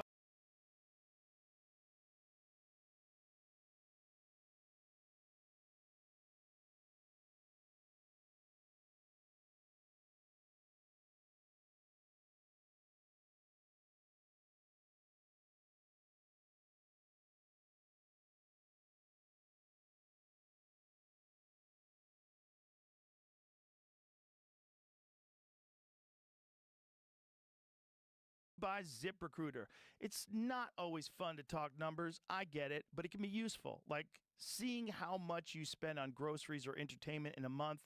That's good to know when you're creating a budget. If you run a business, you probably want to keep track of wages, cash flow, profit margins, growth rate, and so on. But here's another stat you may want to pay close attention to. According to ZipRecruiter, 76% of employers plan to expand their headcount this year. That's a ton of time going into hiring. If you're one of those businesses, stay on top of it with ZipRecruiter. Their latest feature, Zip Intro, is exactly what you need. Try it for free at ZipRecruiter.com/Rogan. Zip Intro lets you post jobs and start talking to qualified candidates the very next day, saving you time. It gives you the power to quickly go through top talent and set up back-to-back calls. Just pick who you want to talk to and a time, and Zip Intro will help make it happen. Save time hiring for 2025 with Zip Intro. Just go to ZipRecruiter.com/Rogan right now to try Zip Intro for free. Again, that's ZipRecruiter.com/Rogan. Zip Intro. Post jobs today. Talk to qualified candidates tomorrow. Duncan scared the shit out of me. We were talking about this the other day about Ukraine and Russia. He's like, there's people in Russia that are just in Russia because they tweeted against the government. And you know what they do with those people? They put them in prison. And you know what happens when the war breaks out? They give them the option. Like, you could either be in jail forever or you can go fight in the war. And so they go to the front line and they get killed by American weapons. Guys who are tweeting against Putin. It's like you can use it to get rid of his political enemies. Crazy. And this is all while you and I, at the same time, hanging out in Boston, or hanging out in Austin, rather, eating barbecue. Like, it could go that way here, too. Just like it went that way in Iran, it could go that way in the United States. Just like L.A. fell apart. L.A. 20 years ago was amazing. Amazing. Do you remember L.A. in 2005? We were having the time of our lives. 96, 97. Oh, my God. We were having the time of our lives. The Unbelievable. restaurants were great. There was music playing everywhere. It was fun. There was a lot of great comedy. We had a good group of guys we're all hanging out with. LA was great. Yeah, there was still some traffic, but you know, the weather was great. People were generally pretty nice. A lot nicer than they were on the East Coast. It's not even the same place anymore. And that can happen anywhere. That can happen in the United States. If something terrible happens in the United States, new laws get passed, new restrictions, that can happen anywhere. That's why I talk about it so much. People are like, why do you obsess about it so much? Because you need to be paying attention.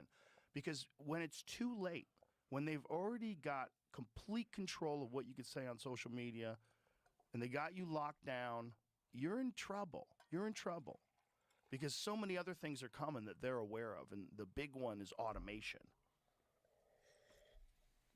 Joey, when automation comes, and this is what Andrew Yang was kind of running on when he was running for president, and I had him in, and it was a very interesting conversation because it was something that I hadn't considered, that all these jobs are gone.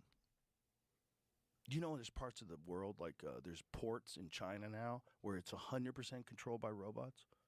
There's a few people that run around, do maintenance and stuff, but everything screens, everything is super efficient. These robots pick up the packages, they make an inventory of everything's in there, everything gets logged into the computer, they put it into these trucks, and before you know it, they're going to have electric trucks that drive themselves. That's why the strike happened in Jersey, all over with the Teamsters, Yes. with the longshoremen, Yes. because they know it. They don't have know much left. They don't have much time left. They don't have much time left. It's fucking crazy how industry has just dwindled in this country. I know. You know, and Americans really don't see that. See, because everybody's fucking into traveling and being cool.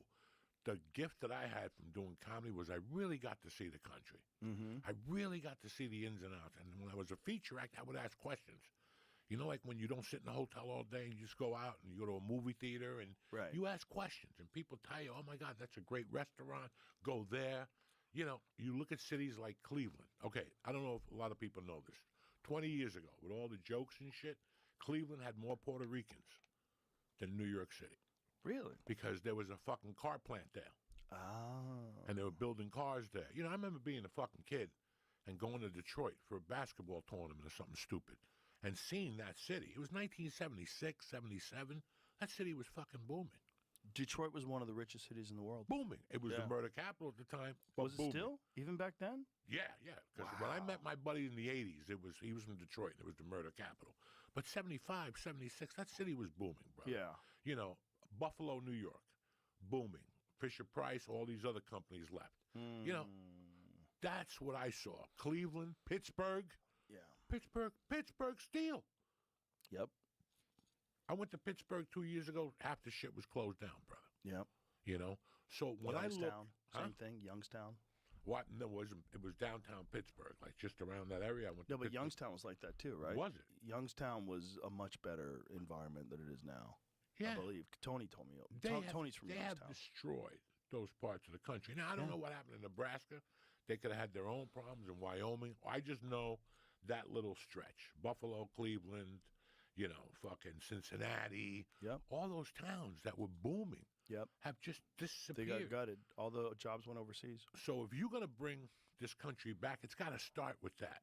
We got to go back to that to make us strong again. And yeah, we're going to have to fucking sweat it out for 10 months. But you know what? 10 years ago, I fucking was getting those $100 a day movies, and I said, I'm not doing them anymore.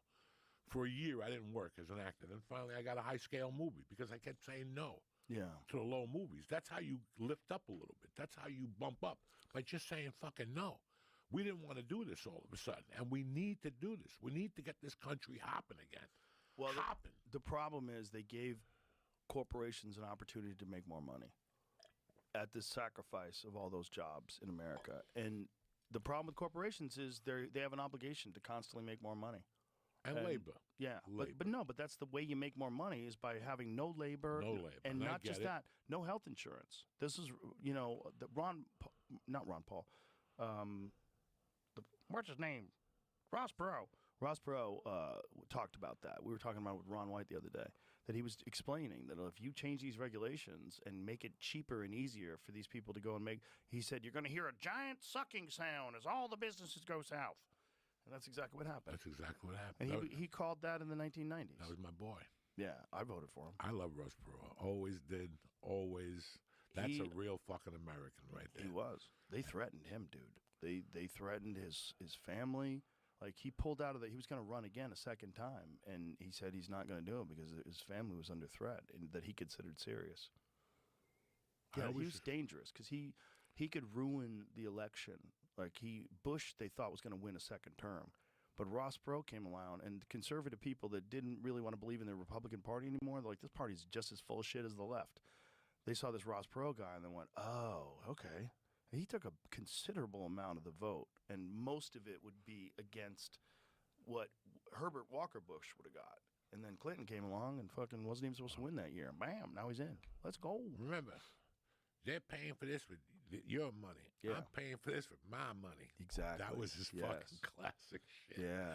That was hysterical. You remember when he had that half-hour show on TV where he explained how the Federal Reserve works? I don't remember that. Yeah, he took over. He bought a half hour of regular primetime TV to explain to people how you're getting fucked. And He's explaining all the scams that that are being run on you that you don't know about, and this is why I'm running for president. I'm like, whoa, look at this guy. that guy fucking did something that a lot of people don't know. Yeah, When his employees got kidnapped in Iran, and he went in there and took them out, and he hired like a Marlon Brando from Apocalypse Now to train his employees. really. Yeah, he was a retired colonel, some badass Vietnam. So killed was him. his actual employees that went and got him out? Yeah, that's the story. Wow. He trained. He made his employees. It's we're a family. Whoa. We're going on, and he made a promise to the people's families that he would have them back by Christmas, and he had them back by Christmas. Wow. And Kissinger kept giving him fucking a hard time. A bunch of people kept giving him a hard time. He did not give a fuck. He goes, I'm doing it. I gave those people my word. His word was word, dog. How much money was he worth? Billions. Yeah, he was a billionaire. Back then, in the Yeah. 90s already? I 80s? believe so. How much money was Ross Perot worth? Yeah, which back then, so 1990 billionaire, it's probably just double the billions, whatever it is. Probably something like that, or maybe triple the billions. Did he get oil money? At the time, 92, he was the 13th wealthiest man in America, net worth around $4 billion. So what is $4 billion from that time worth today? Let's guess. $3 billion. Let's that's guess. what, 8 billion. 8. Yeah. I'm gonna say 9. I might be way off though. I'm completely guessing. just under 7. There you go. We're both wrong. So that's a lot of money though. Still, it's almost double. Dog, what about the chief of police in my hometown that shit on his desk? Yeah, why did he do that? I don't know. Was he proving a point? What was up You with know, that? man, I heard he's a good dude, but he's a prankster. Oh, He's like a prankster type of dude. He sends fucking... so he's like Ari Shafir. Yeah, he sends like packages to your house, and he's one of those dudes, you know. And I don't know. I guarantee it was like a joke, and it just blew up. Now it's national. Now you got nowhere to go. Oh you my know? God! Did you see what Ari did once? We shoved a note up his ass, and he shit it out on stage and read it.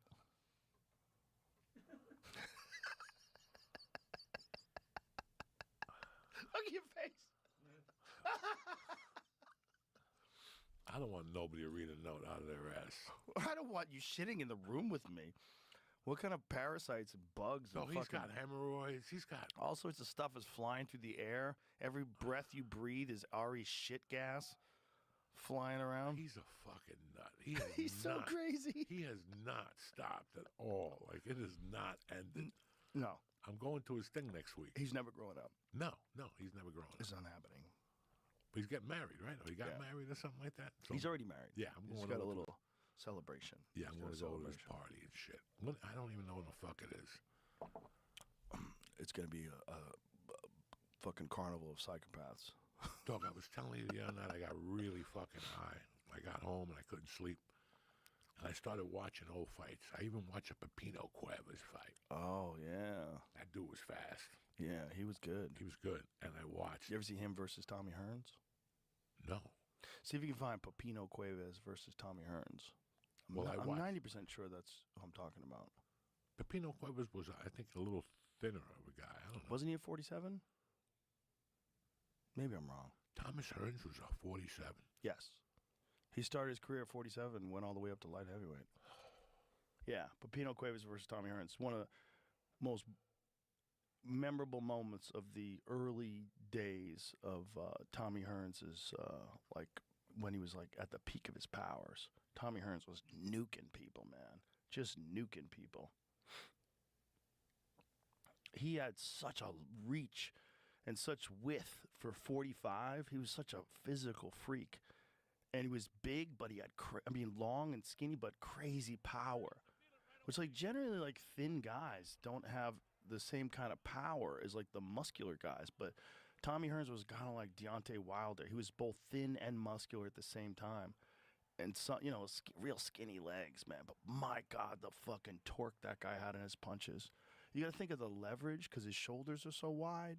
So it's when he twists his hips and he's got those long arms coming your way with all those fucking back muscles and the core engaged, fucking blam. Hey, Blam, when was the last time there was a fight like this in Detroit? Well, Tommy's from Detroit. No, but I'm saying they don't even have fights like this in Detroit. They're They so don't? poor now. Oh, was this in Detroit? Yeah. Oh, wow. Well, that's Tommy's hometown, you know. He was hunting people. You ever see him knock out Roberto Duran? Dog, I watched it. That's what I was watching. I watched. Listen to the triple feature I watched. I watched Duran, Hagler, Oh! Hearns. Yeah. Back that up a sec. Look, he's measuring him with his left. Watch this. He's measuring him. And watch this. Boom! Holy shit. Oh, my goodness, son. Holy shit. My goodness. Oh, my goodness. That Tommy Hearns, that kind of power was crazy. Yeah, you better stop that fight. My goodness. Tommy went right Hearns down was the fucking pipe, he was a one-hitter quitter. I But mean, him he and- face plant Roberto Duran. Bro, him and Hagler were a fucking Ooh, war. I what a watched that. crazy I had fight. to stop and roll it back, keep rolling it back. The crazy thing about that fight is they did not box at all. They went to war. They went to just war. There was no boxing, slipping. There was no feinting. Marvin Hagler just said, fuck you, and ran at him. He just ran at him and just fucking just started smashing. It was nonstop. Yeah, There he was got like a hit minute hard, and a half too. where it was non-fucking stop. Tommy broke his hand in the first round. So in the first round, when they first come out Yeah, of the the gate, greatest round of boxing. Look at this Yeah. shit. Yep. God, Hagler was good. He's another one who died right after the vaccine. Look at this, right away, right hook to the body, just charging forward. Fuck this boxing on the outside. I'm trying to get in there. Boom, to the body again. Boom, right hand. Boom, they're just going to fucking war, dude. Right here. I mean, high profile, 2 world champions completely throwing it all out the window. Just wailing on each other. Holy shit, Joe. Boom, left hand. Boom, boom. The thing about Hagler was his discipline was fucking supreme, man. That guy never got out of shape. He always could break guys, break their will. Boom, boom, boom. So by this time, Tommy probably already has a broken hand. So he broke it on Hagler's head somewhere in the first. So now he's throwing the jab. So I bet his hand's already broken. See, it's all left hands now. He threw that right hand, but he was weak. You know, he didn't really hurt him with the right hand. He's like pulling it back as he's throwing it. See, he's just trying to touch him with that right hand. That left hand is all he's got left. His right hand is cooked. And Hearns has decided to start moving and boxing, which is not like his style. See, like even when he's landing that right hand, he's got no power behind it now. And Sugar Ray Leonard's talking shit in the commentary. Both fighters are unbalanced.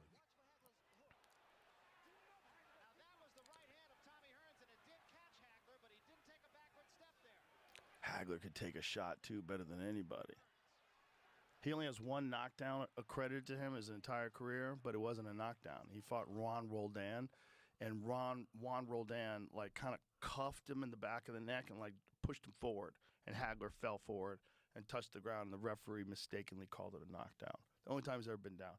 Took bombs from the greatest punchers in the division, beat everybody except Sugar Ray, and I think the only reason why he lost to Sugar Ray was, I think the fix was in that fight, son.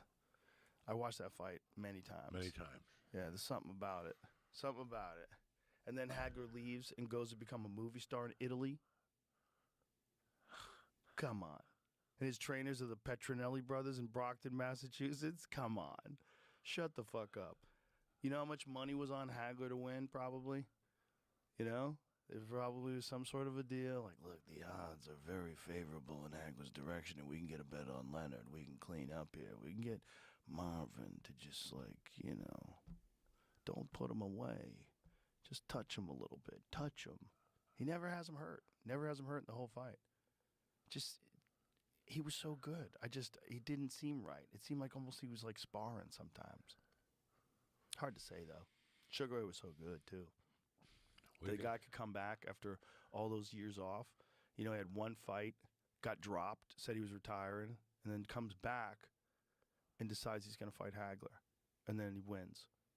And then Hagler's like, I'm done. I'm done. I'm going to go to Italy and make terrible movies. You ever see those Marvin Hagler movies? No. Oh, you got to see some clips. No. Joey, they're the dumbest movies of all time. Hagler punches people, they go flying through the air. No, I'm not watching that. I love Marvin Hagler too much. No, they're fun. Look, he was having a good time. I bet he was a huge star in Italy. But that to me, it's like everything seems fishy. The fight seemed fishy to me. The decision seemed fishy to me. And then Hagler goes off and becomes a movie star, and I go, okay. In Italy? How does that happen?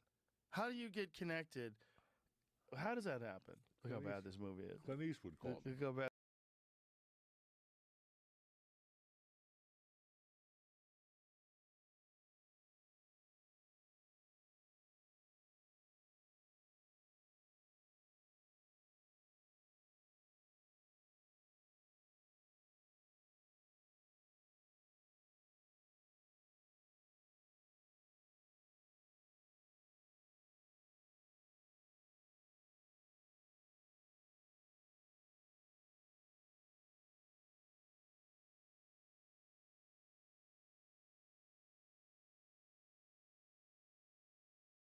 Bad this movie is. Power of Commando.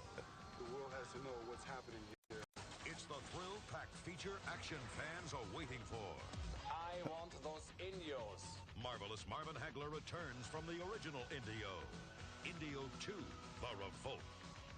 The jungle is shrinking. It's here to build a highway through our jungle. It's paid by the mile. And greed is spreading.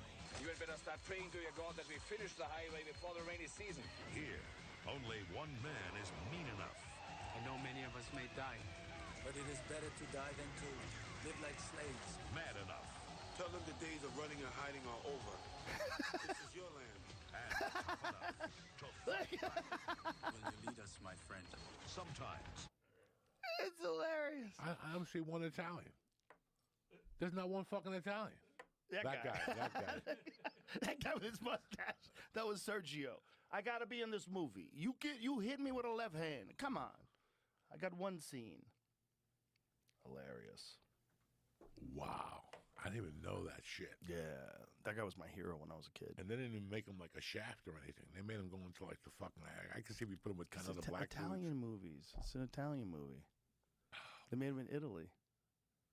There's a lot of movies being made in Italy. That's why they call those spaghetti westerns, right? You know that. Did you ever hear of those stories? Like how interesting that is? The Sergio Leone movies? Well, I just saw something about it maybe 8 months ago. But there's a thing on Channel 11 in Jersey on Saturdays called I Am. And every week they have somebody else on. And it's a brilliant show. I am Bruce Lee. I am this. I am that. Oh, it's just cool. brilliant. And they had, who were we just talking about? Marvin Hagler. No. They had an I Am about somebody. Clint Eastwood. Clint Eastwood. And it was how he would go and shoot the movies, and then they would send him the films, and he'd have to do ADR in L.A. Oh, really? Fucking interesting shit. I didn't know anything about this stuff. So why did he have to do So ADR, what does that stand for? It's ADR voice when you work. put your voiceover. voice on What does over. it stand for, though? Automated dialogue replacement. Thank you, So audio let's- engineer. When he shot the movies, he was just talking. Right. So then when he'd get them after they put them together, he would lay the American in them. Oh, I see. And now, you I know, he see. would send them back, and they would send them back, and So when he then- shot the movies, he wasn't even speaking. He had to speak over it. when he Over it got- or something, Wow. yeah. Because they probably had it dubbed in Italian. But you got to remember that. Listen, I'm a big fan of that era of movies. That's my era of movies. I That, love those people. And Doug, you know what I watched the other night? You What? haven't seen this movie in 30 fucking years, none of years. What? When you put it on, you're gonna shit. What? One Flew Over the Cuckoo's Nest. I haven't seen that in forever. Dog, they got 7 stars in that movie. Like Yeah. you, Babbitt, Charlie Babbitt, Martini, fucking the guy from Jersey. What's his name? That was in Taxi, the little guy. He's still around. Oh, Danny Hey, DeVito's DeVito in was that? in that, dog. Really? Fucking the dude with the big head. Look at the fucking cast on Christopher Lloyd. Wow. this. Bro, look Will at Sampson. the Oh, that's the dude. That's our boy. Yeah. From the Outlaw Josie Wales. Yeah. Chief. These are my words of life. Yeah, that's and Chief. also my words of death. How the fuck? He made 3 movies. This, Outlaw Josie Wales, and fucking some other movie. He was in 3 fucking brilliant movies, that dude. Yeah, that guy was in a lot of movies. Bro, this movie is fucking hilarious. Don't make a bit of sense to me. This will never happen again. That guy, by the way, is a normal guy in today's society. Who? Jack Nicholson. Yeah. Like, you couldn't ever get him in a mental health. You'd be like, this guy's fine. Let him out. Like, there's more fucked up guys right now than that guy that are tending bar on 6th Street right now. And this movie starts politically incorrect. Like, they couldn't make this today like this. No. And I'm surprised they haven't tried to remake this movie. Well, you know, the the guy who made Home Alone said that he wanted to cut Trump from it. out of the scene, but he's worried that he'd get sent in prison if he did it. Because he keeps getting aggravated. People annoy him. And I think they cut it out of it in Canada. I think the Canadian version of is it Home Alone 2? Yeah, Home Alone 2. Dog, you know how many TV shows Trump did over the years? I see him once I a know, fucking it's month like- on something. They have to say that. They have to No, say I that. It's get it. part of their liberal identity. They have to be united. But like I was telling you, that the people that I grew up liking, and so do you, that's what I liked about them. That they had to go somewhere else to become stars. And when they came back to the United States, they were like, we're fucking you in the ass now. That's Clint Eastwood, Charles Bronson, Steve McQueen, not as much. He just wanted to fuck everybody in the ass. You know, Steve McQueen was just like, you're sucking my dick either way. I'm doing what I want. You know, they don't even have that. Like, when was the last time the worst thing we've had in Hollywood in 20 years is when Brad Pitt made the movie with Angelina Jolie and he never came back. Like, poor Jennifer Aniston was waiting with flowers and slippers. That motherfucker never came back. She's a temptress. The first one was when Steve McQueen took that girl from the head of fucking Paramount and then did a movie under his fucking nose. That is something that they will cancel you. They couldn't do nothing to him. Well, he was one of the rare movie stars back then. They There wasn't couldn't that do many anything to movie him. stars. When there's an actual movie star in 1979, like, there's not a lot of those people. You need them to sell tickets. People don't know new people. They're not online. You know, you got to know, oh, it's a Steve McQueen movie, and you go see it. But if you're like, oh, who's the star of the movie? I never heard of the guy. Fuck this movie. Oh, look over here. There's a Clint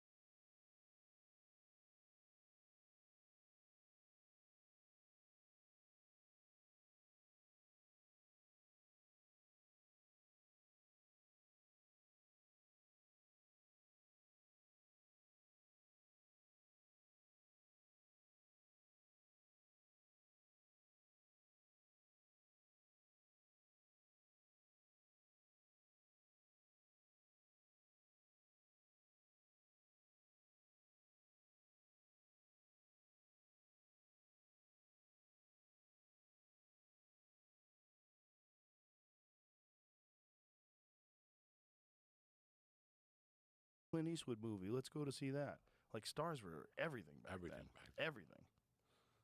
It's interesting because some great movies now don't have any stars in them.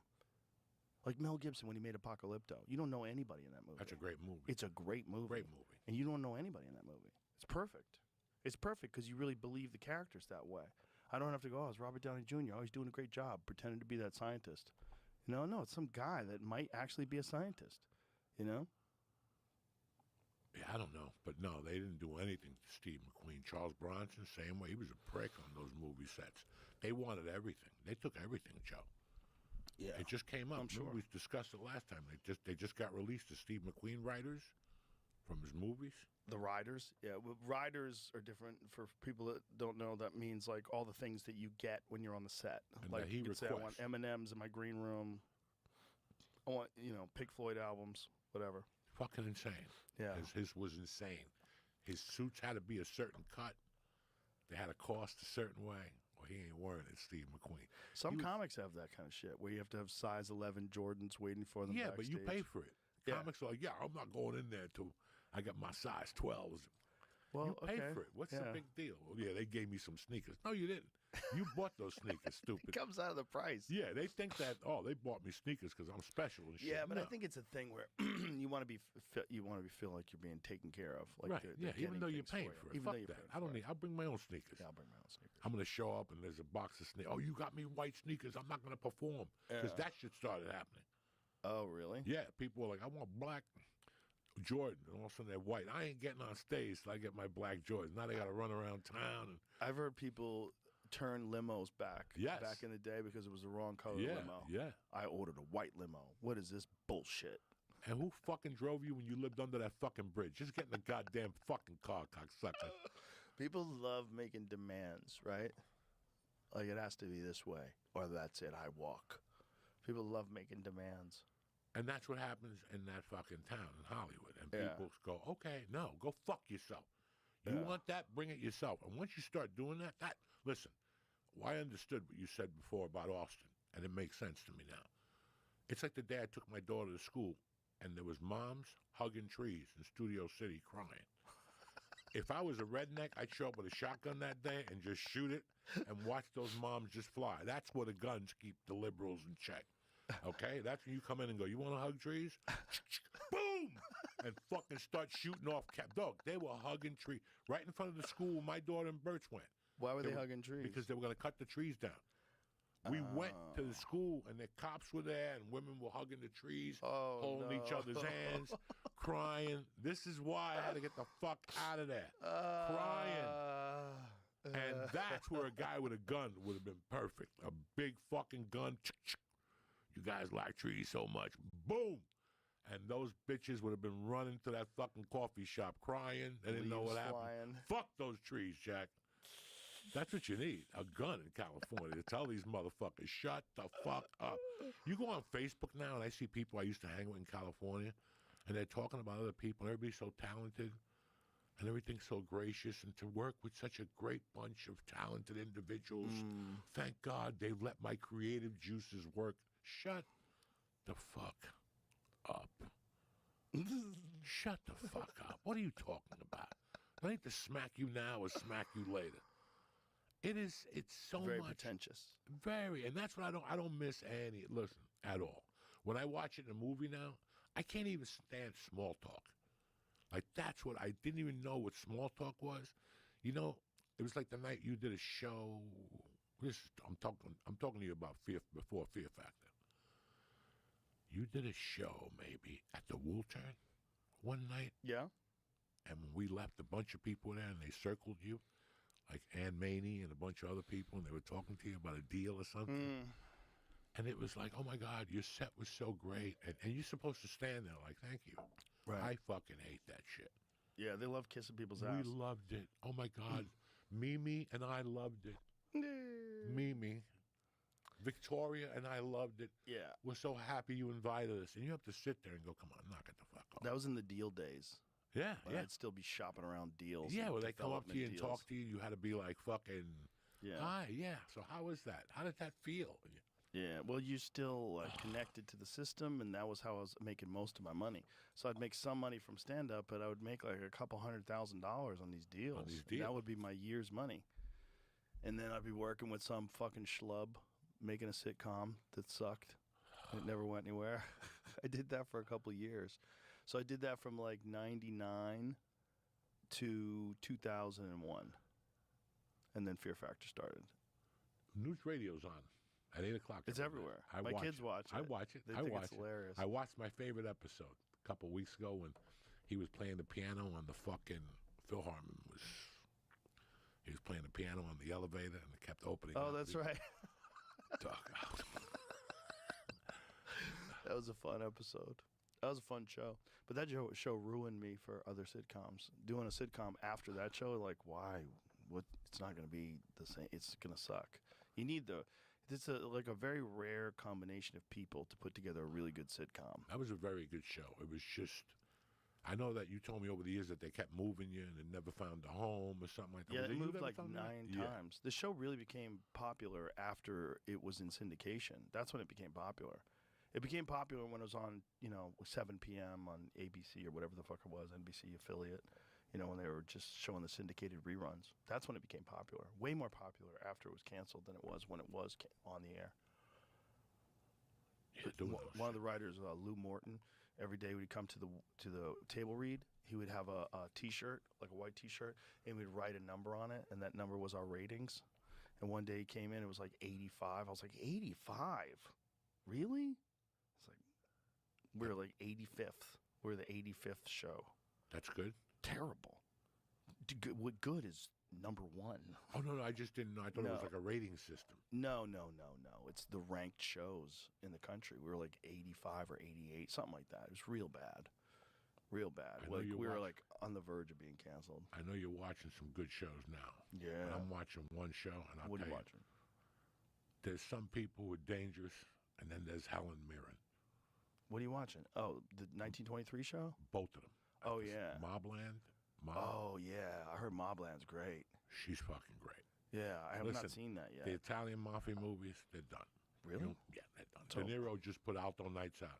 They took it out of the movie theater in 2 fucking weeks. He put what out? He put a movie called Alto Nights Out, where he plays 2 roles. He plays Frank Costello and somebody else, or Vito Genovese. I don't know exactly. Somebody should have taken De Niro's keys away when he wanted to go out and do political speeches. Well, no. I think that, listen, you're not going to ban a movie because of his political beliefs. I know No, he- but people aren't going to take him seriously No, because he- of his political Well, beliefs. the way he acted, he dropped some people. Okay, and I get it, but to make $2 million your first week, That's not good. and then like $3 million after that, and then they just yanked it. I tried to go just to watch it It's called Alto Nights. because I heard Have it. you heard of it, Jamie? Nobody came and went. Came and fucking went. The problem when people who want to be taken seriously as actors talk a lot about politics and talk a lot and give out opinions, they think that their opinions are very important and that it's important that they speak out. But the problem with that is like you ruin your acting for other people who now think of the stupid shit that you've said instead of thinking you as this character. Let me hear a little of this. Let me hear this guy talking. Hey, come on.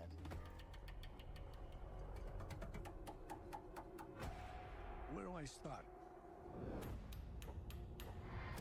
You're going down a very dangerous road. And we ain't been down dangerous roads before. But that's the risk you take. Me, I take Yeah, but you're not where I am. I give to charities, I pay my taxes. This actually looks good. I put you where you are today. It's because of me. Mr. Good Citizen, you want to be like them? Come on, you ain't like them. They own this country. They're bigger gangsters than we ever could be. All of a sudden, you want to be half in, half out, half a racketeer? You can't have it both ways. You're either in, or you're out.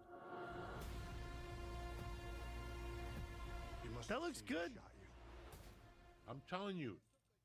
That looks good. that I'd the watch that. The movie is not bad. I'm telling you, it's because De Niro talks too much. I think that we're so out of going to the movies every Friday and like they said, nobody knew it came out.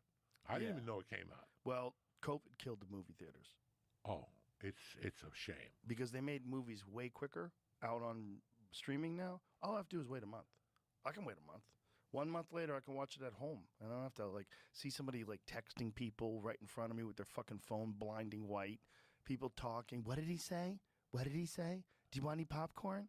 Dog, the movie Annoying. theater I go to, there's never a soul there. Not a soul. I've never seen anything like that. It's so I usually annoying. go to the last screening on Thursday night. Not a soul. I mean, most movie theaters, people are polite. No, very Most. nice. Where I go, very fucking. But I it's can't that believe it. that risk of one douchebag who fucks it up for everybody. I won't go see a popular movie. I'm not a top rater like that. I like to go and see. I see a movie. I go, you know what? I want to go watch that. Some movies I could watch at home. That I want to watch in the fucking thing. Anything with 3D, like Wicked or whatever, I go. I take my mushrooms. I take my daughter. I sit there. She enjoys it, and I fucking have a great time. Wicked was great. Wicked was great. The It was only great. thing was, don't go on mushrooms. No? I was so fucked up. How The mu- chick is black and green. I couldn't deal with that right off the bat. Where's the black people? Raise your hand. What the fuck? I'm feeling like a racist in here. She can't be black and she can't be green. Then Ariana with no eyebrows. That killed me. She had like those blind eyebrows. I'm on fucking mushrooms and this movie won't end. Whoa. It won't end. It's a And long movie. It's a fucking long movie. But I'm looking at her and she's having such a great time. When you look at your kids and they're having such a great time, you're like, I don't give a fuck. I enjoyed it. I fucking. I enjoyed the Barbie movie. How I about never that? saw it. I enjoyed it. I went with my kids. They had a good time. I thought it was funny.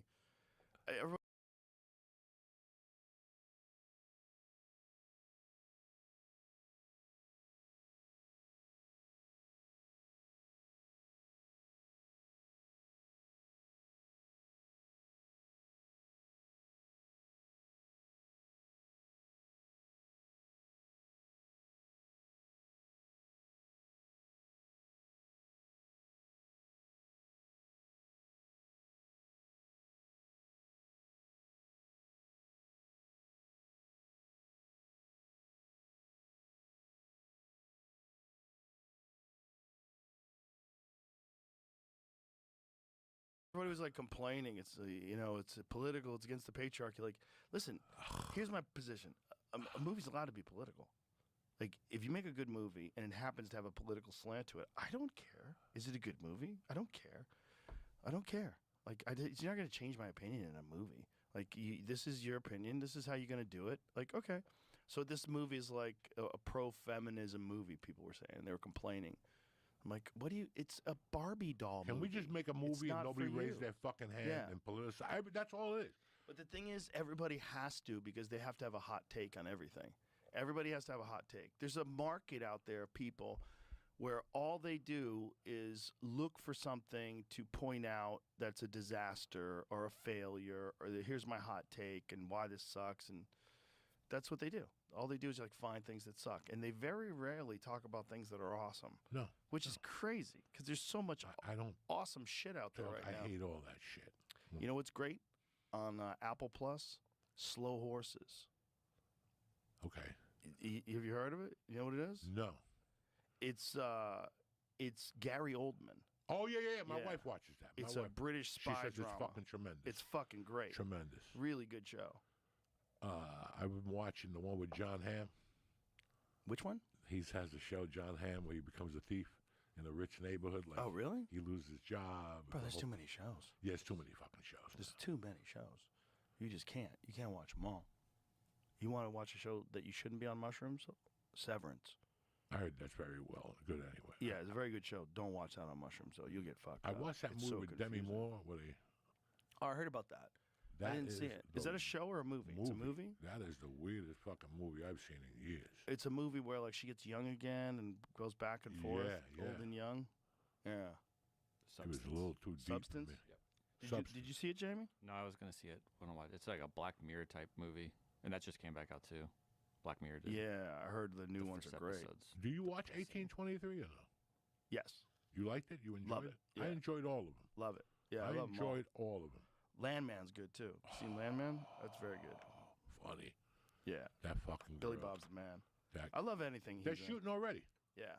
right? They're down there shooting. I believe so. Yeah, because they were Yeah. looking for vehicles or something I saw last week. Yeah. Somebody Well, put it- Taylor likes to do everything down here when he can. You know, he's got that giant ranch out here. Taylor Sheridan. Yeah, he's got yeah, the yeah. 4.6s. He's got that ranch.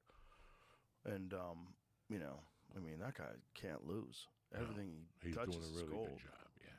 You ever met him? No. Fucking great guy. No, I have mutual friends that tell me you should meet him. I had dinner with him and Bert in Vegas recently. All our wives together after the fights, after the UFC fights. And a bunch of my pool player friends came by. And Goggins. Goggins was there with his wife, too. Great time. Fucking great dinner. So much fun. We're all laughing, having fun. Good fucking time. But Taylor Sheridan's great. Just, the guy can't lose. And, you know, he made Sicario, bro. You know? Go watch that. I've watched it. I love Watch it. that again. The first and the second one. Sicario was a fucking banger of a movie. It was on TV the other day. I was like, that's right. That's a banger of a movie. You know, it's a shame that, I don't know, maybe before the pandemic had started with like really bad movies. It's just a shame. You know, it really is a shame that we got to wait for shows this long. Like fucking. There's so much to watch, though. Yeah, the Addams Family never came back with Jenna Garcia. Was it supposed to come back? Yeah. Netflix never. And I worked with one of the dudes, and he goes, "Yeah, we already shot it. It's still fucking been like 3 years. Why are they By the time holding it on comes to back, my kid's gonna fucking not even remember. Well, she didn't even remember it anyway. Are they doing anything with it? Like, I never heard anything again. Huh? Why would they do that? That doesn't make any Netflix. sense. Netflix is off the. You know, they don't know. They just. Netflix has so much fucking shit on there. There's so much. So much. If I see one more Pablo Escobar thing, they got. If you watch like a murder thing one time, forget it. You know, they're talking about doing the UFC on Netflix. Yep. Yeah. Apparently, I think the UFC's negotiation period with ESPN ended. Yeah. So what that means is they could talk to other people. That fucking thing that night when everything fell apart, that was the bad night. Which night? When the ball dropped. Not this card, but the one before that, when the pay-per-views, when all the disaster started. It was about pay-per-views one night, that nobody was getting the pay-per-view. Oh, the right. UFC One of the fighters pay-per-views, were fucking... the app failed, Yes, right? the app failed. Yeah. It was too overwhelming for the UFC, I think. Because shit happens. But this must have been bad because... What fight card was that, Jamie, where there was a failure? I want to say it would have been. I don't. Was I working that? How do I not know that happened? I don't think you were working that one. Let me see. 313. So 2 events ago. March. Where was month that? ago. Where was it? Was that Adesanya or Ankalaev decision over Pereira. Oh, okay. So I was working that one. You did work it? Yeah, I was working that one for sure. It was Ankalaev when he won the title over Pereira. So the pay-per-view, what happened? It went down, or it was partially went down? It partially went down. I couldn't order the card. Oh. There was a bunch of shit going on. Then I went on Twitter and I saw Frankie Edgar and a bunch of other guys, fighters, saying, "What the fuck is wrong with mine?" I'm like, okay, it's not just me. And then I heard the riffraff that night, and then the next day they were talking about it, and then Monday, Dana was hot. I know he did something. He said something about it. Well, I think in general the pay-per-view numbers are down as well because the casuals aren't buying it as much because you don't have... First of all, the UFC is not like boxing. Like a boxing pay-per-view is like, oh, Canelo's fighting in 4 months, and then you get gear up and you buy the Canelo Alvarez pay-per-view. If you're a big boxing fan, you might buy one once every couple months. If you're like hardcore, you're watching all of them. You're on DAZN and you're on ESPN Plus. You're watching every boxing match there is. But there's not a lot of pay-per-views. The UFC has a pay-per-view every week, or excuse me, every month, and then they have a fight every week. So it's like getting people to shell out $70 for this card, and also like some of the great fights are on the undercard, and you already before the pay-per-view starts. You already have, 3.5 hours of great fights you could watch for free. And some of them, they're trying to lure you into buying the pay-per-view. So some of the best fights are really on the undercard. Sometimes, like guys who you don't know their names yet. There's always one good fight that I want to watch on the undercard. Oh. I go, I'm going to watch the undercard for the 2 fights or something. Always. And then you guys start talking about the fights, and then you get, and then you order it. Yeah, I mean, the big fight clearly this last weekend was Volkanovski versus Lopez. That was the fight I really wanted to see because I really wanted to see if Volkanovski could pull it off. All-time great featherweight champion, one of the, for sure, greatest fighters of all time. Shoo-in for the Hall of Fame. But he's 36, and he got knocked out 2 times in a row, and he's fighting this fucking animal in Diego Lopez. Diego Lopez is an animal. It was a great fight, though, and Volk pulled it off. But the fight that I really wanted to see was Bryce Mitchell versus John Silva. Right. Because John Silva is a motherfucker, dude. That guy looks like a world champion. He looks like... He choked him with a Darce? Yeah, well, he choked him like a ninja choke. Okay. And was like a no arm in. With the Darce, you have the arm in, and you cinch it up. That was just all neck. And put him to sleep. He tapped, and then he went out. And to just beat him from pillar to post the entire fight. And was smiling and laughing and looked like he was never threatened and never in danger. Just like he was on another level. Like way above Bryce. Like looked like a world champion. Like even guys that have beat him before, that beat Bryce Mitchell before, except Josh Emmett, who just KO'd him with 1 punch.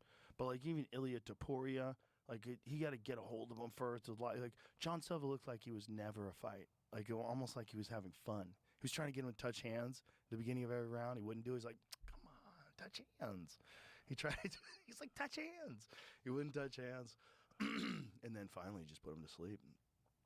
He's an animal, man. That guy is, that whole team, apparently, the fighting nerds.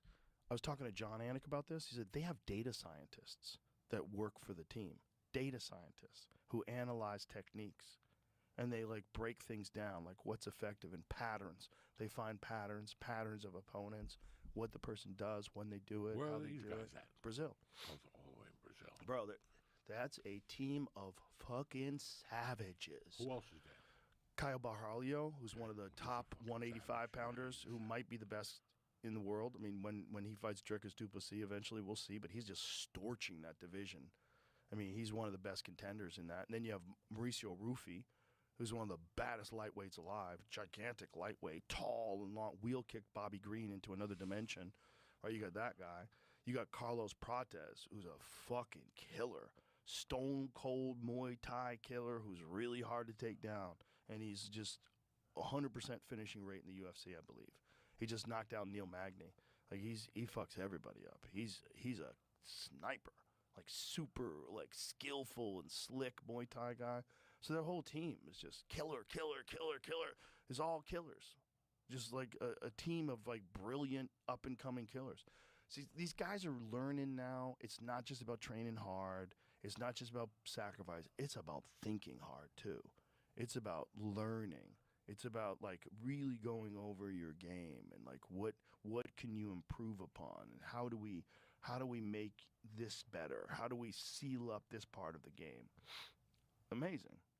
I think the guy that led that for me was GSP. Oh yeah. I was always very impressed with how every fight he showed up with something different. Yeah. While his opponent was still like, yeah, GSP has got squills, but I still got this right hand. Okay. You gonna talk to me about your right hand? Always learning. He was always learning. He was in the city with the kickboxing guy, or he was over in Phil Nurse. He was with Phil Nurse and the Watt. And then he would go with all the Greg Jackson guys. Wild Card. He would go over go there. to Wild Card, train his He was boxing. Remember when he fought, I think it was Josh Koscheck, and he was jabbing? Was that the fight where he fucking broke the jab out and he had trained at Wild Card? Yeah, his jab, it fucked Josh's eye up so bad that Josh couldn't fly home. I remember that. I remember all that shit, and that's what I liked about him. His training was all. Another time, you're watching and he's doing gymnastics. Yeah. Where's gymnastics in all this play a game? Well, he just realized that gymnasts are so powerful because they have such control of their body, and he's like, well, I'm going to get better control of my body. So he learned how to do backflips Unbelievable. and shit. Swimming, Yeah, fucking incredible. doing this, doing that. And meanwhile, you're still going, well, my jiu-jitsu game is elevated. This motherfucker just went and worked on every part of his game, but focused on just one, really. You know what's really crazy about him? He still does the same thing. He's really a martial artist. He comes to Austin all the time to train with John Danaher and Gordon Ryan all the time. He's here all the time. I see him like every couple months. He comes down to train, and then he'll go somewhere else to train, and he'll go somewhere else to train. No desire to fight. He doesn't want to fight anymore at all. He's just a martial artist. He's so happy and content. He's like the best example of a guy who retired with millions in the bank and is living like his best life. He's a real martial artist. He really is. He just wants to learn and grow. Like Why would he come here and train with Gordon Ryan? Why would you train that fucking animal if you're if you're not actually thinking about competing? But for him, it's just all about growing. It's all about growing and this martial arts journey that he's on for his whole life. It's really amazing. It's very cool. You know, when he would come to 10th Planet Jiu-Jitsu and he would learn stuff from Eddie too. He came down to learn the turning sidekick from me. Like, he just wants to learn from everybody. He wants to learn everything. He's always constantly seeking out. Yeah. Very smart. Very smart. Very smart. And you'll see him. He's in all these different gyms. You see him. Oh, look, he's in Thailand. He's working with Muay Thai guys. He's over here. He's over there. He's just enjoying his life and training martial arts all over the world. It's incredible. Incredible. It's beautiful. Because the saddest thing for me is when a fighter stops fighting and they lose their identity. George has never lost his identity. He hasn't gone through some weird phase where he doesn't know what to do with himself. I am not impressed with your performance. That was one of the funniest things I've ever heard in my life. Yeah, that became like a meme before memes. I was not impressed with your performance. Nicest fucking guy in the world, Nicest guy in the world. And really smart, man. Really interested in all kinds of shit. Like, always, like, reading stuff and fascinated by things. Just a guy, just a curious guy who wants to learn, and he's just going through his life, just having a good time now.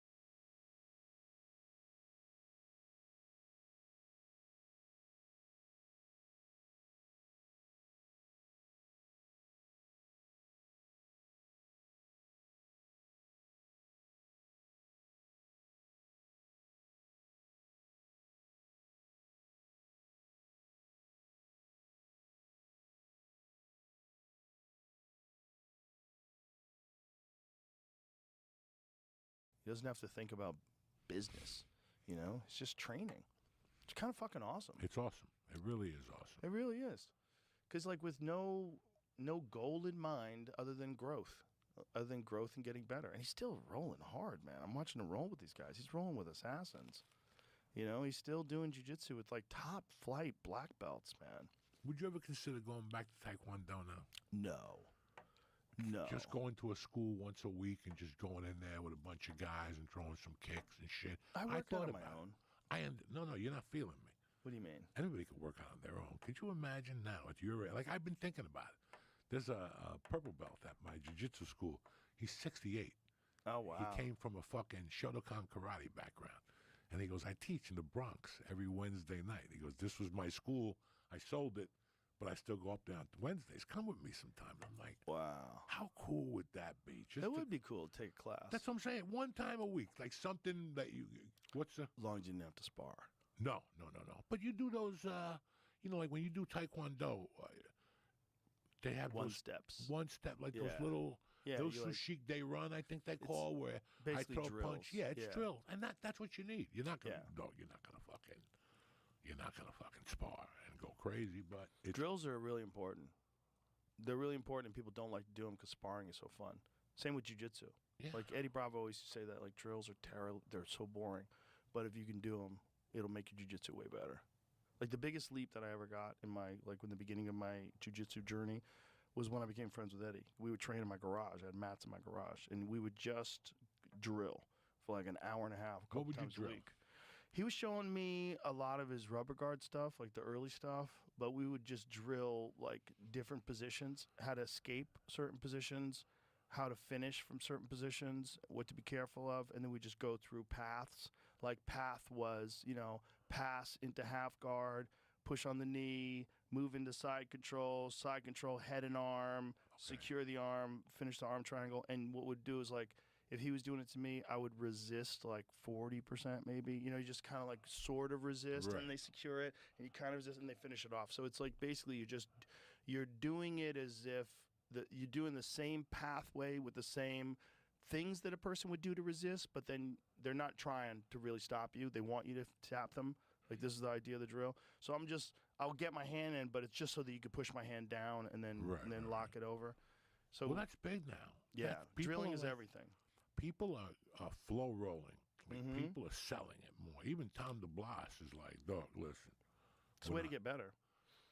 It's And- really the way to get better. It's But the problem is you got to keep a motherfucker flowing. And that's the problem, that after a while you're like, oh, and all of a sudden next thing you know, it's not a flow no more. right now you're going to try to Now kill you're each other. going, and that's Yeah. the problem. It always starts off with a flow for a minute and a half, and Yeah. then it goes off the fucking reservation. That's always the same with kickboxing sparring too. When I was training at the Jet Center, there was this one dude that I used to love to train with. He was an older guy, so I was probably 26 back then, 27 maybe, and he was maybe like closer to 35, 40. Like he had some fights. He just liked to stay in shape, and we would spar. And he knew I was an actor, comedian, whatever. I was on a TV show, and I didn't want to get hit too much, and he didn't want to get. So we would spar. We just touch each other. Yeah, that's it. And I knew he wasn't going to try to knock me out. But other guys, I knew, like, we're fighting. Like, we're sparring. This is a fight. But with him, I knew it, and I got so sharp because of that. Because he and I would work out a couple times a week, and I noticed, like, my timing and everything was, like, much sharper because I was going through those pathways and not tense. I was going through those pathways, so sharpening those lanes. So, like, punch, come, slip, counter. All these things were, like, flowing in my head because we weren't hurting each other. But it's so hard for young guys to understand that. To get better is to, like, be playful with it. You want to, like, the Thai guys, they just, because they fight every week, when they spar, they don't hurt each other at all. They touch, and they laugh, like, oi, oi. They're, like, playing a little game with each other. You ever seen Thai guys? Yeah, they have a good time. Like, you watch, like, one of the best things to watch is, like, two elite, high-level Thai guys just spar with each other. Just spar playful light because they're joking around and laughing and they're touching each other, but they're really working on that timing. They're really working on those moves, working on like seeing what's coming, how to stop it, how to get in on them, but they're not hurting each other at all. It's weird that I'm older and I love doing crazy shit. Like, I love it. I don't have much in the daytime no more. So I'll try to catch a boxing class or jiu-jitsu and all that shit. And jiu-jitsu is the toughest one for me. Like, I haven't been to jiu-jitsu since November because I've been sick. I had a bunch of problems. And I was on antibiotics, so I was having a hard time fucking breathing. But I can't wait to go back. But now I'm going to go back and do it a little bit differently. Flow. A lot more flowing. There's one guy that'll flow with me. He's a cop. And drilling more. Yeah. They have a blue belt class. It's basically a lot of drilling. You That's fucking great. burn a lot of calories in that. Drilling is so important. But you have to go in the daytime. They roll a little bit more. At night, the classes are so shut that you don't have time to roll that long. Right. So I would rather drill a long time and then roll once and get the fuck out of it. That's Yeah. perfect for me. So and even with boxing, when I go box, I don't fucking go crazy. I hit the speed bag a little bit, 2 rounds, and I hit the bag that moves around. That burns a ton of calories. Then I hit the hard bag, and I'm out of there. 7, 8 3-minute rounds, and I'm good. You know what I like to do? I like to put on the Wu-Tang Clan and just fuck that heavy bag up. I love it. I That's love what the I like to do. earphones. I love all. And I'll tell you what else I got into now that I'm older. What? Because when I went to that hospital, it taught me a lot, Joe. It reminded me that I wasn't a kid no more. Like, we fuck around and we have a good time and we think we're bad motherfuckers, but... You want to stay healthy. Yeah. Ever since I come out of the hospital a month ago, everything's fucking changed. Come out here, Joey. Get you on that Ways to Well. Get you I fucking think we're going healthy. tomorrow. Come on. We're going tomorrow. Are you busy tomorrow? If you're here, I'm not busy. All right, let's go. Come to on, Ways let's to go. Wellness We're tomorrow. good. I like that blood thing they did. Yes. What is that Did called? you get an IV bag? Yeah. Vitamin No, IV? it was a little one. It wasn't the big IV Oh, that trips. So you're talking about a stem cell push. Push, yeah. IV stem cells, yeah. Yeah, I just got that Tuesday. I brought Rich Voss in. How was he? He was great. I love that guy to death. I love him too. We had a good time. We had a good time at the club too. I see him a lot. You know, Yeah. I see him every Wednesday. Well, he's Jersey too, right? Yeah, every Wednesday we meet up and do a He's show. a sweetheart. I love him to death. So he's been having a problem with his rotator cuff. Yeah, he's been. So I telling me brought that. him down to Brigham. Brigham's got this crazy thing. I'm gonna show you this, Jamie, because it's fucking bananas. He's got this crazy thing where he's got an AI that you ask questions to. Have you seen it, Jamie? It's fucking nuts, right? Hey, can you tell me the history of testosterone and prostate cancer? Here, I'll send this to you, Jamie. So Brigham has this new beautiful facility where Ways to Well is a great view. It's they gorgeous. moved? They moved. They have a new facility. Okay. They bought a building and renovated it, and it's incredible. But one of the things they have is this big screen with this alien, and you touch the alien and ask it a question, and it uses AI. Like, so it has an AI, a large language model base. Listen to this. Press it. Hey, can you tell me the history of testosterone and prostate cancer? My doctor said he's worried it's going to cause prostate cancer. What do you have to say? So the alien, like, thinks about it. The concern stems from a 1941 study by Huggins that suggested testosterone-fueled prostate cancer, but this has been thoroughly debunked by modern research, particularly by Dr. Abraham Morgenthaler. Current evidence shows no causal relationship between testosterone therapy and prostate cancer development. In fact, many men with prostate cancer have low testosterone levels. The outdated theory misunderstood how testosterone interacts with prostate tissue, and numerous studies now show properly monitored testosterone therapy is safe for most men, even those with a history of prostate cancer in some cases. Now check it out. Isn't that wild? That's amazing. That's the future. And it can answer any question. It could analyze your blood work. You could tell it, hey, you know, my vitamin B12 level is this. My testosterone level is that. What would you suggest I take? What I suggest is a protocol of, and it would just like rattle off things that you need. You need some niacin in your system. Do you take magnesium before you go to bed? You know, how much REM sleep are you getting per night? Are you monitoring that? And start talking to you. Isn't that crazy? It's an app too. It's on your phone. What were these people talking about last night at the club? They go on Chat GPT or some shit. You don't know what that is? No. I don't know nothing. ChatGPT is AI. It's like it's on your phone. Like you can ask it a question. You know, like I can give me a good question. Who was the composer of Swanee River? Who was the composer of Swanee River?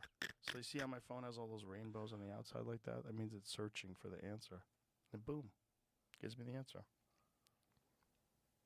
Can you go on ChatGPT and tell me more about Stephen Foster, the composer of Swanee River?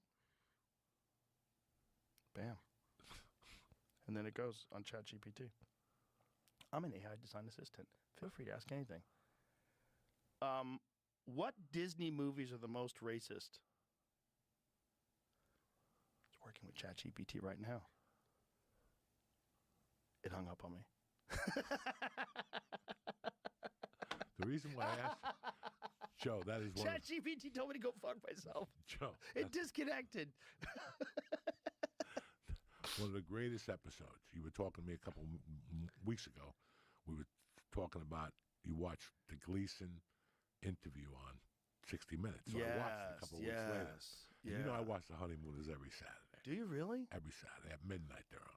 I don't have time for anything else. I got to be home by midnight on Saturdays. Okay. And then the reason why I said Swanee River to you is that is one of the best episodes that Gleason ever did. He was going on the $95,000 question, and you have to go up levels. Yeah. And they ask you questions. He picked music. So he had his buddy, Norton, get all the sheet music, and Norton would play music for him and go, who is this? And he would have to say, and then the Italian lady, Miss Manicotti, would come down, and it was a great episode. But there's one scene where Norton would play, and he'd go, Norton, why the fuck do you... There it is. Why the fuck do you play this? Watch this. This is my last night to brush up on the songs. Now, let's not waste any time. Get going. All right.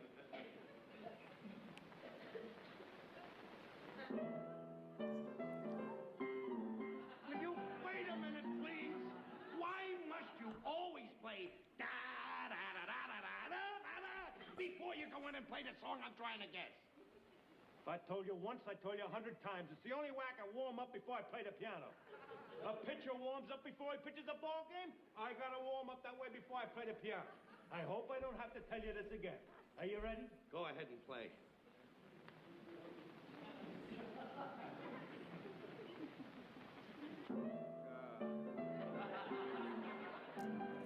All right, now go to the end so Joe can see it. So he goes... Time's running out. Hurry up. You better take a guess. No, play the song for him so he sees. $100. Are you ready? I certainly am. All right, Mr. Cramden, for $100, who is the composer of Swanee River?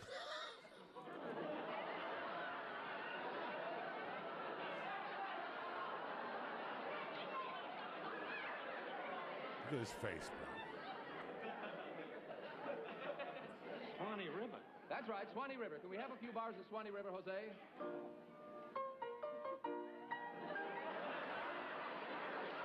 That's Swanee River.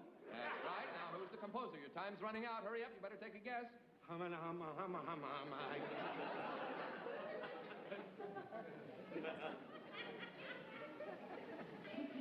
Ed Norton. Oh, I'm terribly sorry, Mr. Cramden. No, the correct answer is Stephen Foster. But thanks so much. You've been a wonderful contestant and a swell sport. Goodbye, Mr. Cramden. His fucking face, dog. The 60-minute interview was Oh great, my God, wasn't it? It blew me the fuck away. It was great. Just listening to him talk. That was when he was just playing golf and drinking. He had that crazy golf cart that he would drive around in. And what's the book I read where he taught Richard Pryor how to smoke pot, like how to hide it? They did a movie, The Toy, right? Didn't they do The He Toy? taught him how to hide it. Yeah, because Richard Pryor lit a joint up one day, and he's like, what are you doing? Come on, you got to have some class. So How do you hide it? You know, under your hand, and mix it with the cigar. He thought Richard was smoking it out, and Jackie Gleason goes, what are you doing, man? Come on. Nice. Smoke it like this. Richard Pryor's like, this motherfucker taught me how to smoke a joint. So he would tuck it away. And he was 20 years older than him. Yeah. You know, Jackie Gleason was a fucking beast, man. That guy partied. Beast, gone.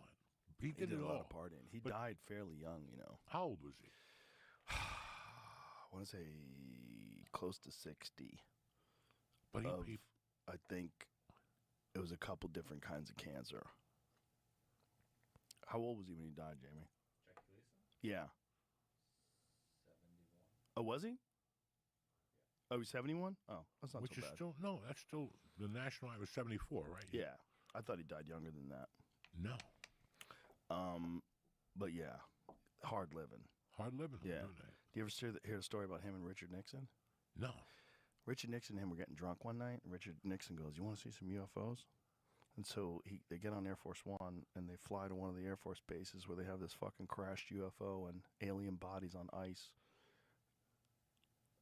Jackie Gleason apparently becomes obsessed with UFOs after this, has a house built in upstate New York that looks like a UFO. His house was a flying saucer. He had a house built that looked like a UFO. And the story's unsubstantiated. It's hard to know if it's true, but it was like his ex-wife told it in some magazine, right? But it tracks. It tracks with if you believe these people that say that there was some sort of a crash that they did recover, then they do have bodies. So this is his fucking house. He has a house built. That's one image of it, but there's other images of what looks even more like a flying saucer. Isn't that wild? That it kind of looks normal like a house there, though, but the guy built a flying saucer house. Nixon and him got hammered. I'm hoping that's going to happen with me and Trump, but Trump doesn't get drunk. You imagine you're hanging out with Trump, and he's like, "You want to see the UFO? Can you keep a secret?"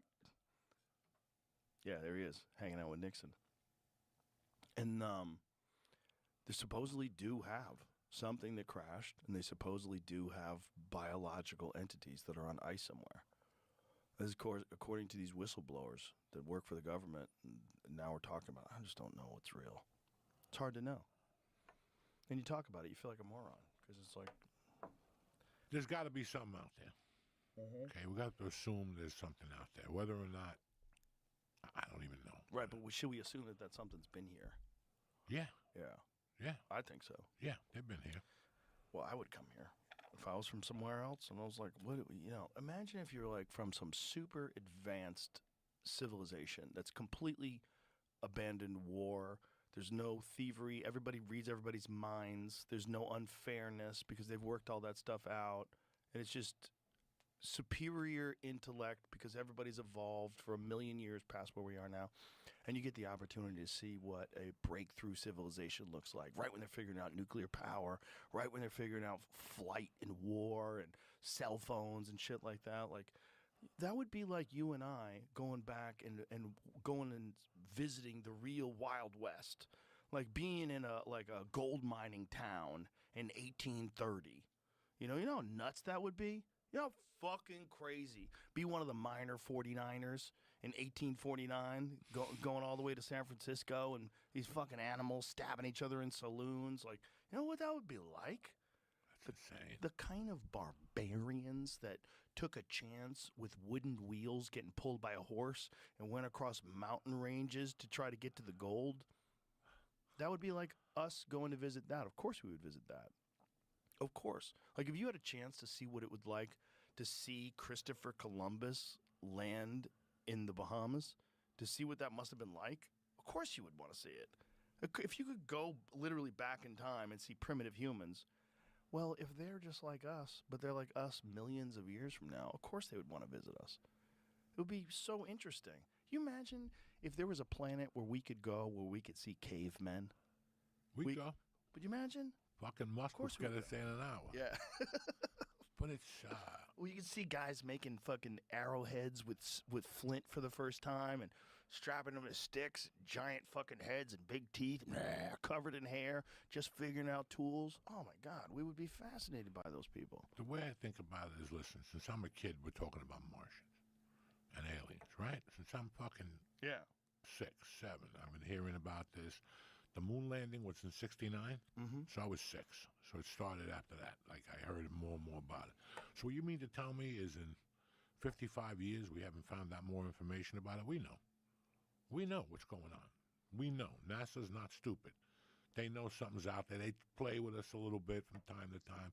But there's something out there, my friend. I think so, too. There's something out there. I think the other problem with the president knowing, can they keep things from the president? Of course they can. The president is only there for 4 years. And then he has to get in there again. And if he wins, he's only there for 4 more years. These fucking people have 30-year careers, 50-year careers in the intelligence agencies. They know. If they know something, and they've known something since, fucking Gerald Ford, why would they tell you? Why do you need to know? And We've already been hiding this from the population for so long. And those old-timers didn't need what's that when you have to sign something? NDA? NDA, like NAD, whatever the fuck. Yeah, there was no NDAs back then. There's no NDAs back then. Yeah. So there was something to it. Yeah. There was something to it. You got that place in New Mexico. You got Hudson County, what we discussed before, with the Martians landing. You have all these places that have a higher volume. I wonder what's number 2 in UFO sightings. I wonder what's number 1. What's number 1? Is it Hudson Valley? Yeah, Hudson Valley by the George Washington Bridge, that whole thing. That's crazy. That's number 1. I wonder what number 2, number 3, and number 4 is. It's interesting that a lot of them are over near where the ocean is. because that's one of the big theories, that they have bases in the ocean. Because the reality of the ocean is no one's looking. You know, if you have something on Earth, satellites can see it. Like if you have something that's in the middle of Nevada in some deserted area and you have buildings, satellites can see that. They can see the structures. So you have to hide them. But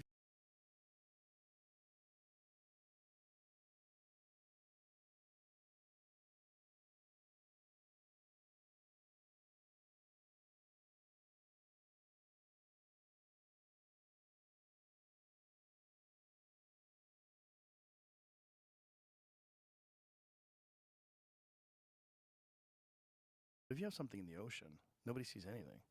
We've only explored, what is the percentage of the ocean floor that we have explored?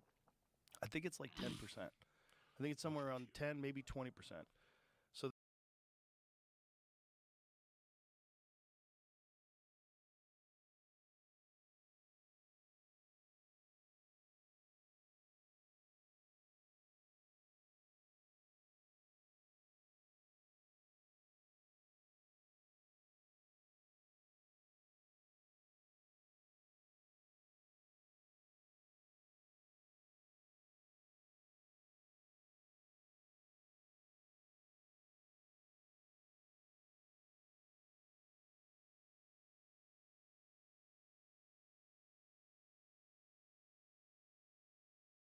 So that means that 80% of the ocean floor is undiscovered. We have no idea what's down there. And it's, you know, a mile, 2 miles deep in some spots.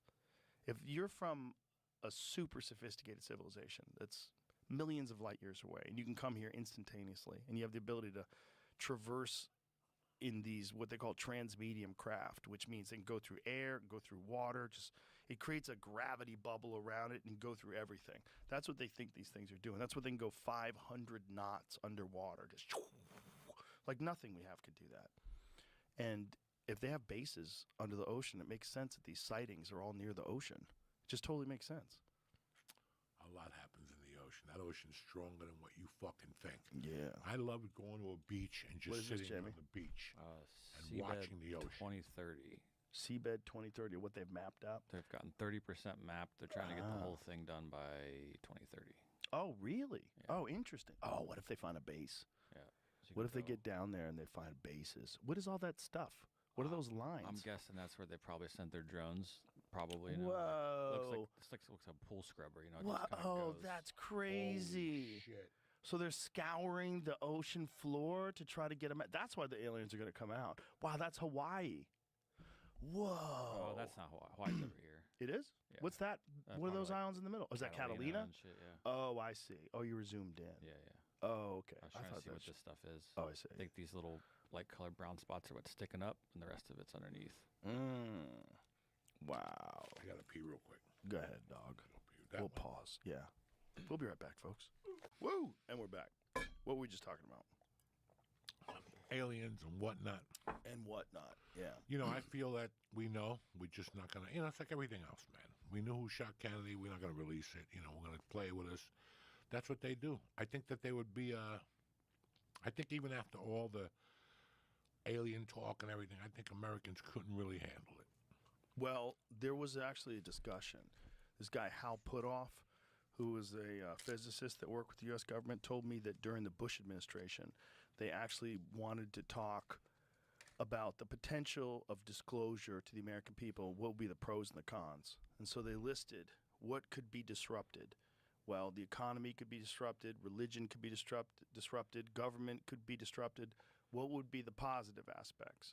And they started looking at the positive aspects like scientific development, the understanding that we're not alone, you know, and then they weighed it all out.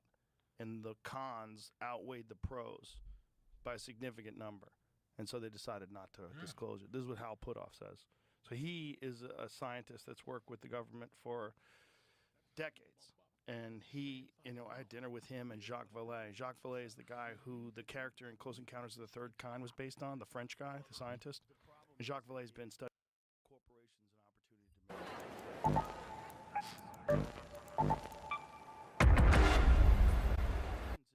They have an obligation to constantly make more money. And labor. Yeah, but no, but that's the Jacques Vallée. Jacques Vallée is the guy who the character, the Bush administration, they Americans couldn't really handle it. well, there was a discussion. This guy Hal Puthoff Really handle it. Well, there was actually a discussion. This guy Hal Puthoff, who was a physicist that worked with the U.S. government, told me that studying UFOs since like I think the 50s. Brilliant guys. Written tons of books on the subject, and the stories that he knows, that he's aware of, the historical stories. Which really gets crazy is when you get into like the 1700s and the 1800s and the early 1900s. Let's go to Plaza Rosa. People are seeing the same thing. The same kind of things are happening. The people that are encountering the crafts and encountering the beings, they're reporting the same story. They're real simple. To the point where you're like, what's going on? And if it's real, then like, you know, I have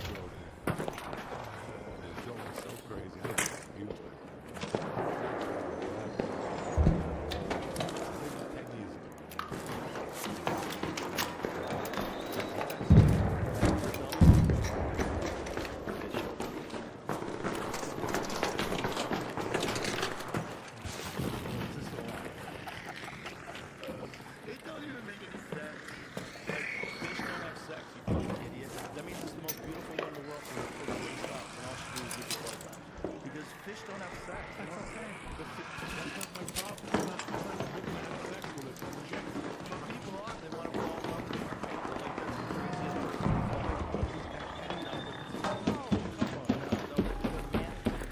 These people saw mannequins. Probably their eyesight sucked, but they all had scurvy. They were all fucking starving to death. Syphilis. Their faces are falling off. They're rotten scumbags. They're on these boats together. And they're so horny that they want to fuck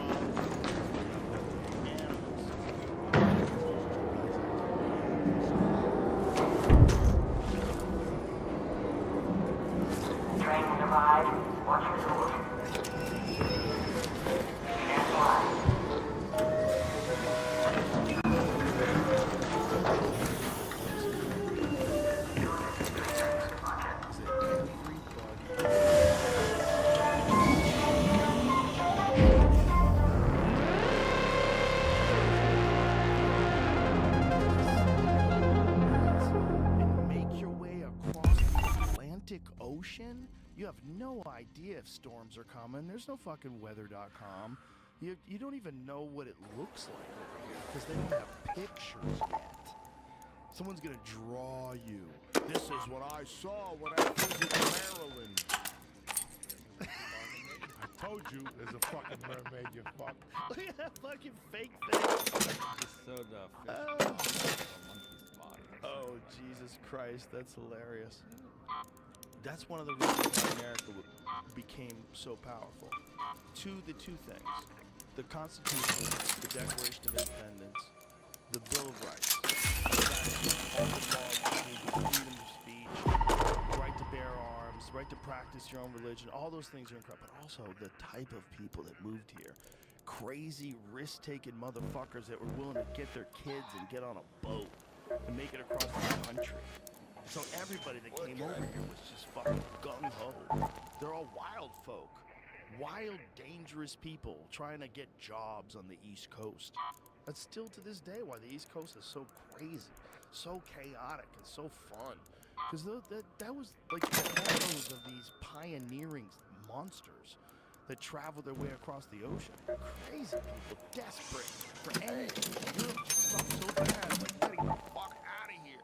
Whether it's from Spain or Ireland or wherever, boats, just boats.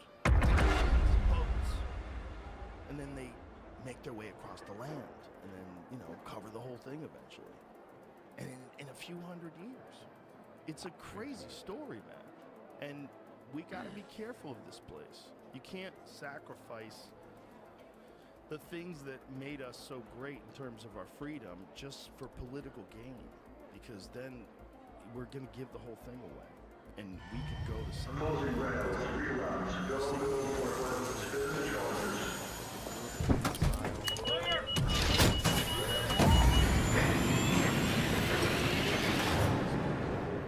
without some crazy revolution, right? It could go that way anywhere, man. If there's people anywhere on Earth in 2025 living under the thumb of tyranny, there can be people here. It just, a bunch of things have to go wrong. We saw a few things go wrong during COVID. It should have woke a lot of people up. But the advocates of society is more fragile than you think.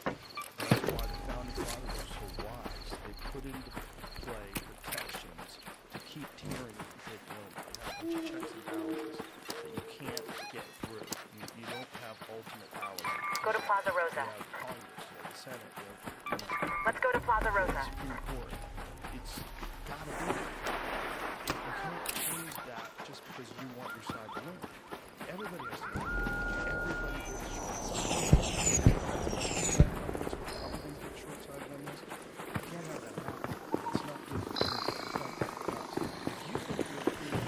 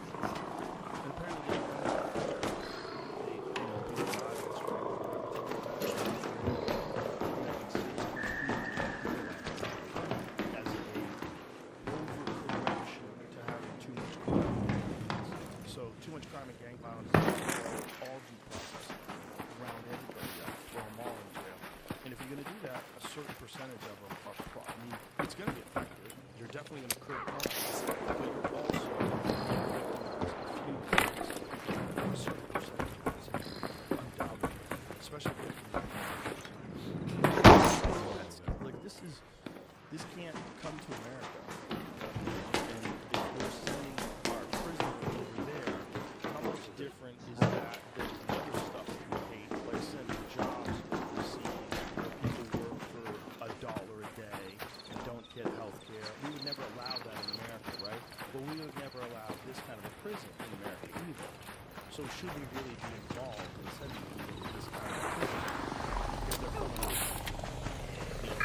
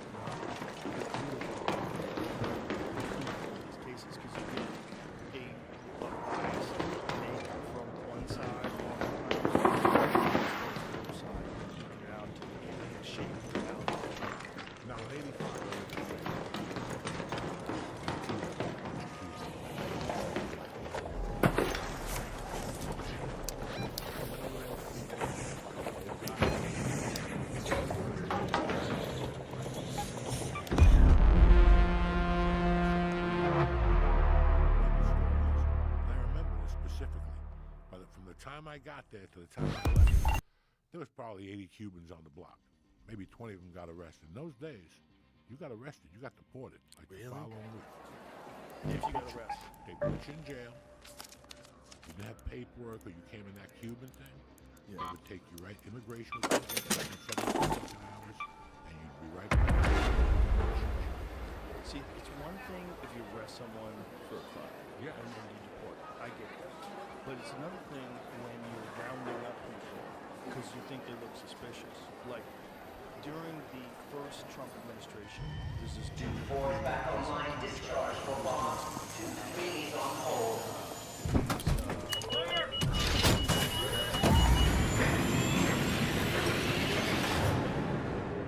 at a management position at a big construction firm. So he had like a prestigious job. He was like a legit guy.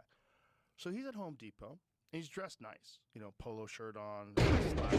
He looks like a guy who has money. These ICE guys pull him over and demand that he show them their picture.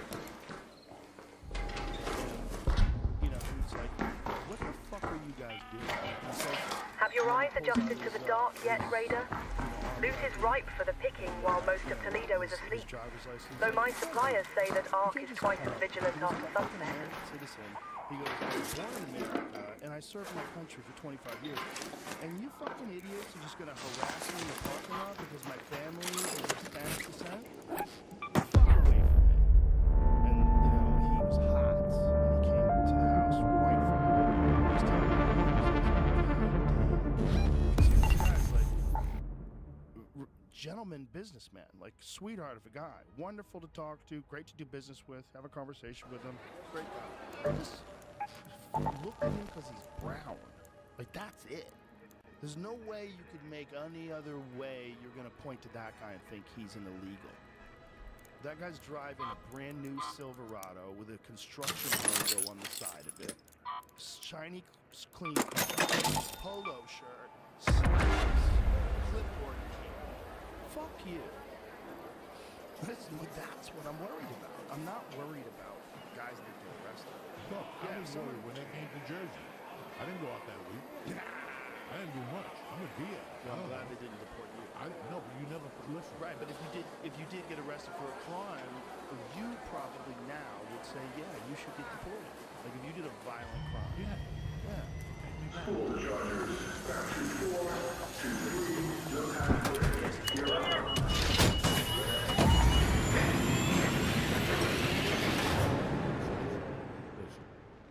You're picking up, I don't know how many thousands of people, correct? How many people did they pick up on this? I do not know. They ship back. I do not know. Dog, you're going to have a couple clerical errors. Always. More than that. Even the computer will pick them. You know, it's just a clerical error. But there's also... Just be big enough to say. What I'm saying.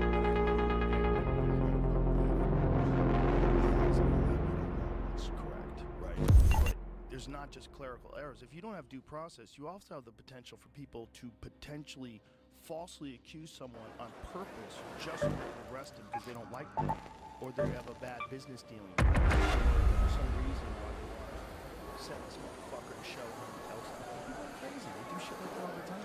If you're just rounding people up, and this guy that you fucking hate happens to be from Nicaragua, and you just fucking sick the dogs on him. 2 3 or charging capsule. Discharge in 5 seconds.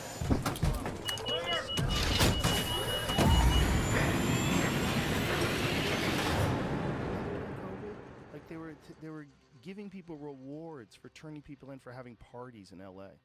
And the mayor was saying, normally snitches get stitches, but now they get rewards. Do you remember that? That retarded mayor that they had in LA during the entire time? I don't even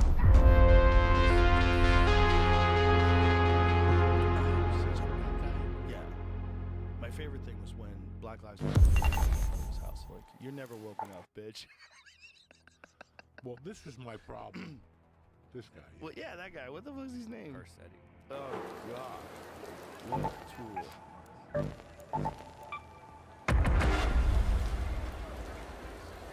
Does he say the snitches usually get stitches? Say it in the beginning. See, I think it's the beginning. Let us know where those folks are. If you've observed recurring violations of the Safer at Home order, please continue to let us know.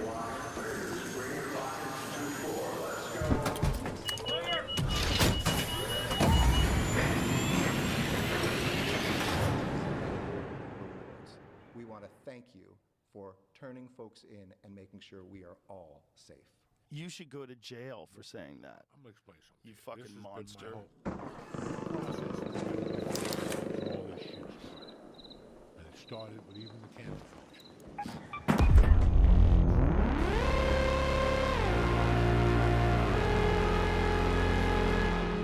I kissed you, I tried to kiss you. That ain't good enough.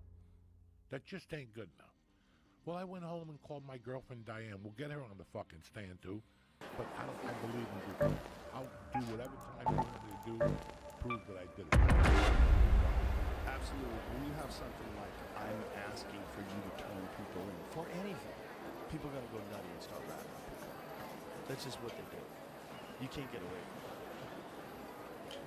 You can't. Snitches get rewards. Jimmy, pick up the pace. Forklift is out. 4 is go time.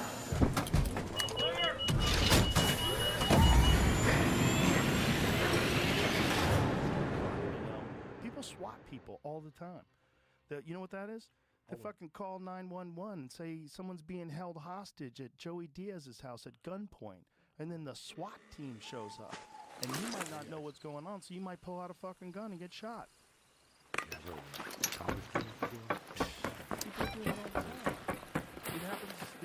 Let's go to Plaza Rosa.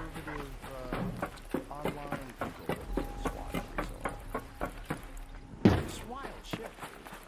You know, you give people this ability with social media, or even more so, you know, like anonymously tip people that people are immigrants here in the woodland. Like, that's a big problem. That could just be a woman who owns a fucking food stand, a Mexican owns a food stand down the corner. She could just call and release this guy's name. It's people that are excited.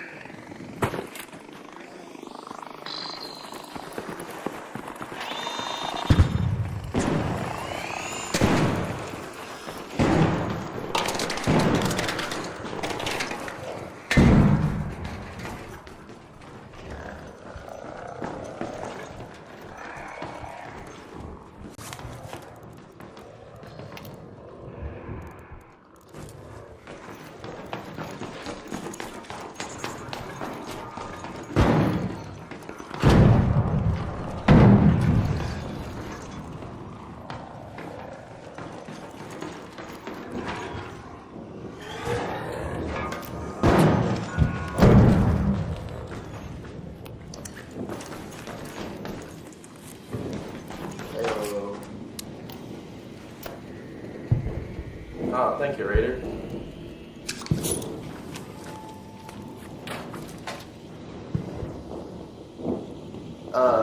I don't think I had a smoke grenade blueprint yet.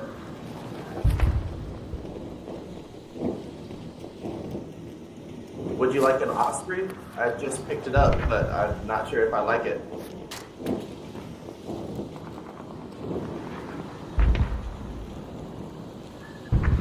Okay.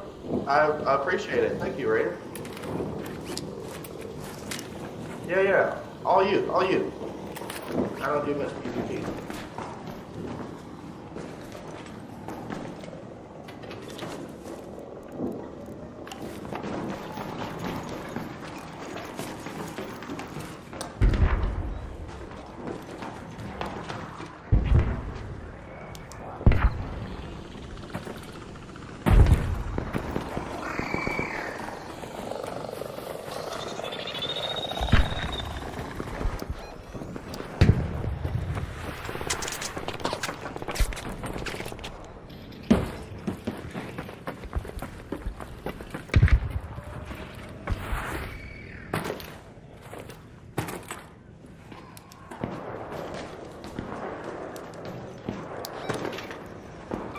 Let's go to Plaza Rosa.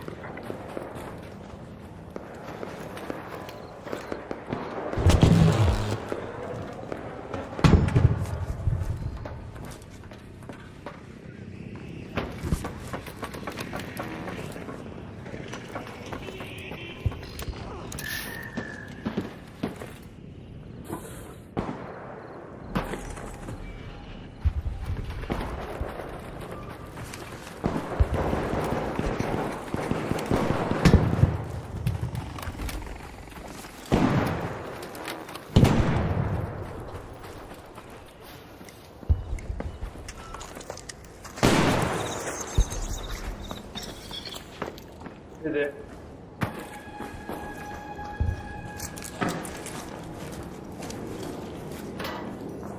No. Delete it.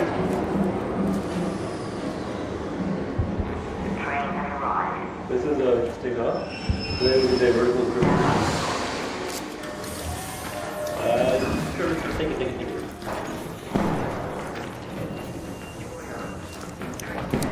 You got it? Okay.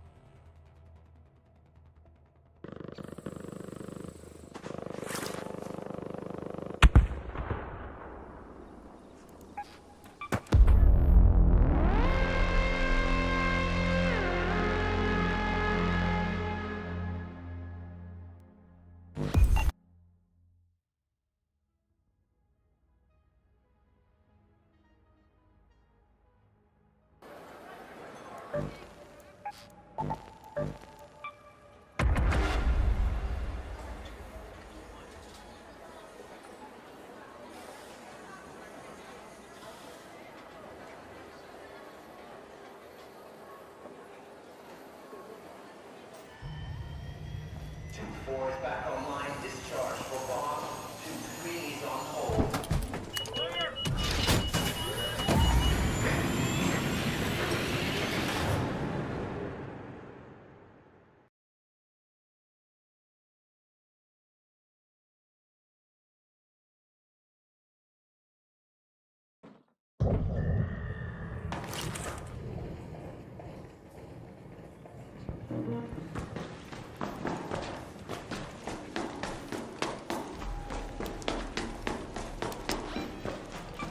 Let's go to that metro. Go to Plaza Rosa.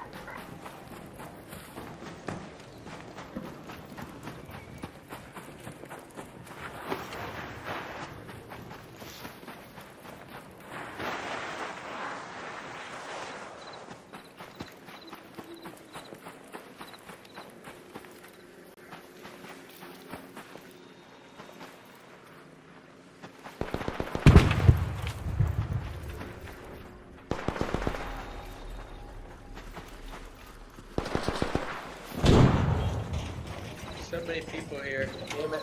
Everybody has the same idea.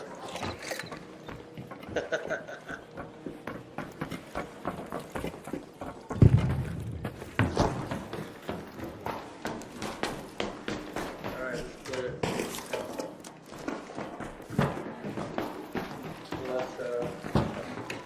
Oh, you already, where are you at?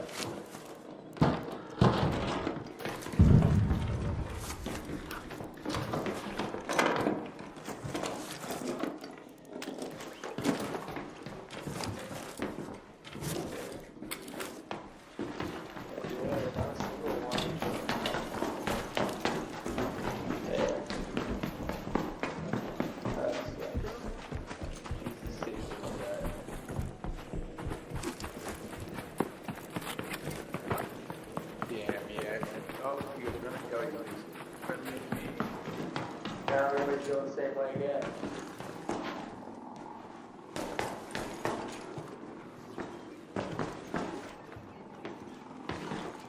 Oh, this one. That's crazy.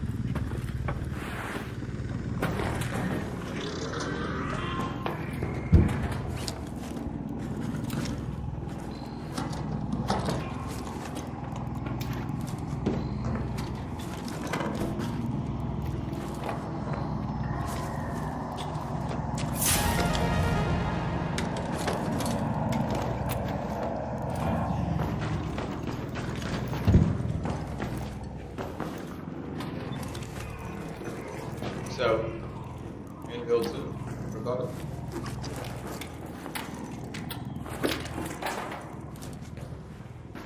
Shit.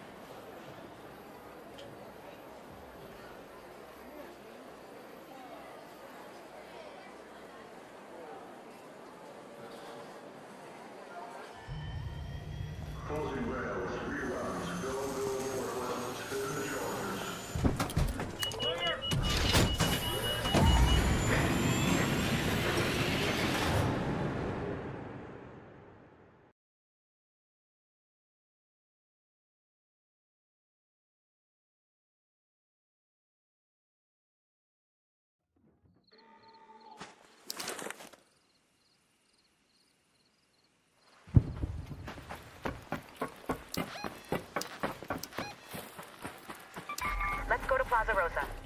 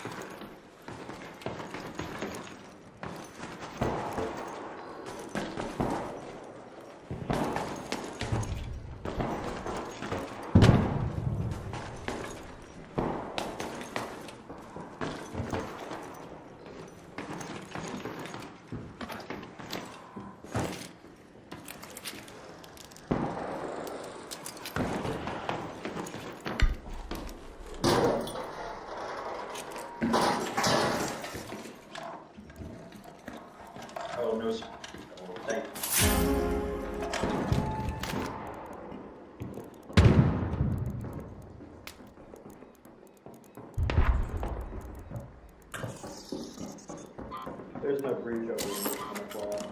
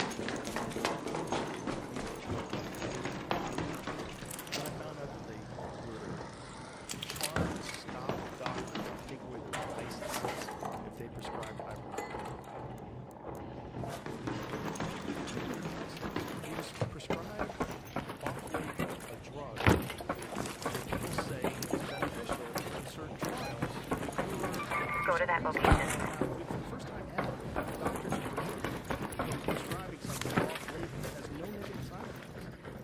It's never happened before. Never happened before. Society, where they're trying to defend against post-mortem, so nobody would take it. It's bizarre. And they did it right in front of our face. And they just did it for me. And the fucking media went along with it. And so did the liberals. The liberals went along with it. And they parroted out everything they say. They've been affected. It saved millions of lives. And know that people are dropping like flies to the left and the right of them. People are stroking out on the subway. And everyone's pretending there's nothing's wrong. Everyone's pretending. Dropping all the cause with this increase in all-cause mortality isn't crazy. That's not weird. It's not weird that cancer is on a skyrocketing rate. That's not weird here. Everyone's pretending. And if you're bringing up your kook, they trick everybody into being the cop. Everybody is calling that Garcetti hotline. Everybody's a little rat. They're all little rats. They're little rats working for the man, and they rat on each other, and then if something happens to them because of it, they just put that shit on. So they do the work of the man for the man.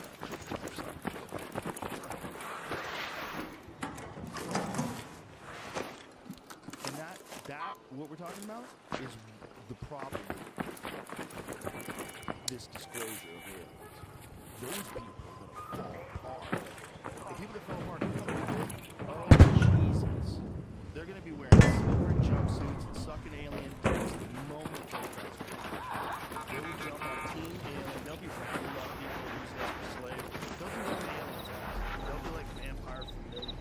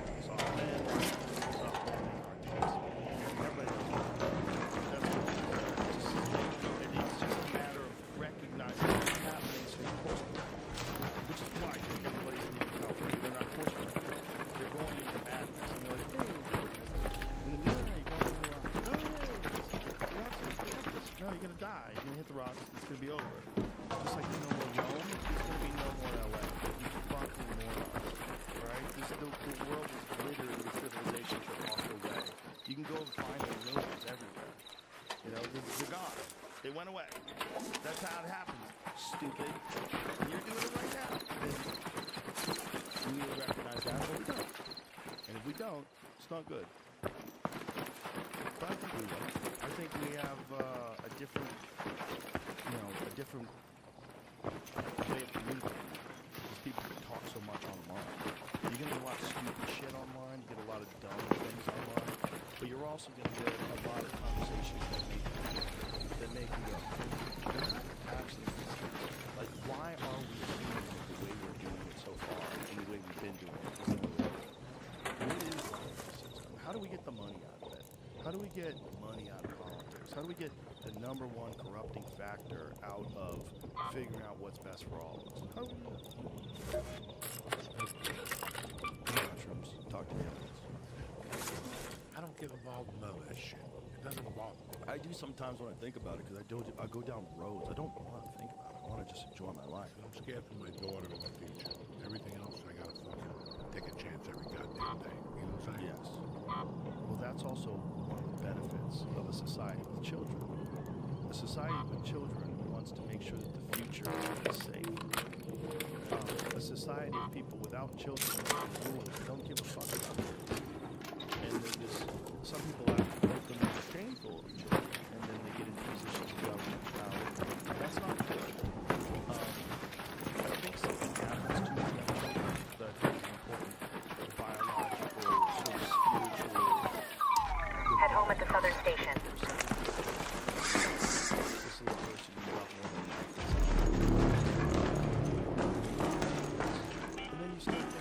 An ARC orbiter is en route.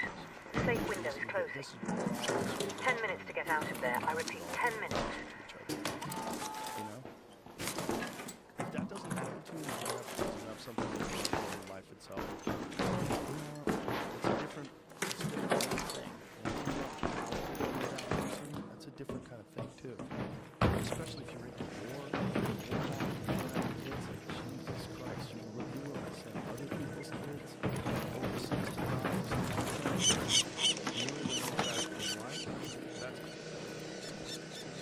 so we're in a society. We have a population. We have a population having as they used to. It just doesn't seem like it because there's so many people. It's like when they look at the numbers of people, we're in a kind of a weird population collapse. Like Japan. Have you seen that stuff in Japan? Can you find anything on the Japanese population crisis? They're having so few children in Japan that like in 3 generations they could be in real trouble. Like the number of people that will have a grandchild right now is significantly lower than it ever has been before. Yeah.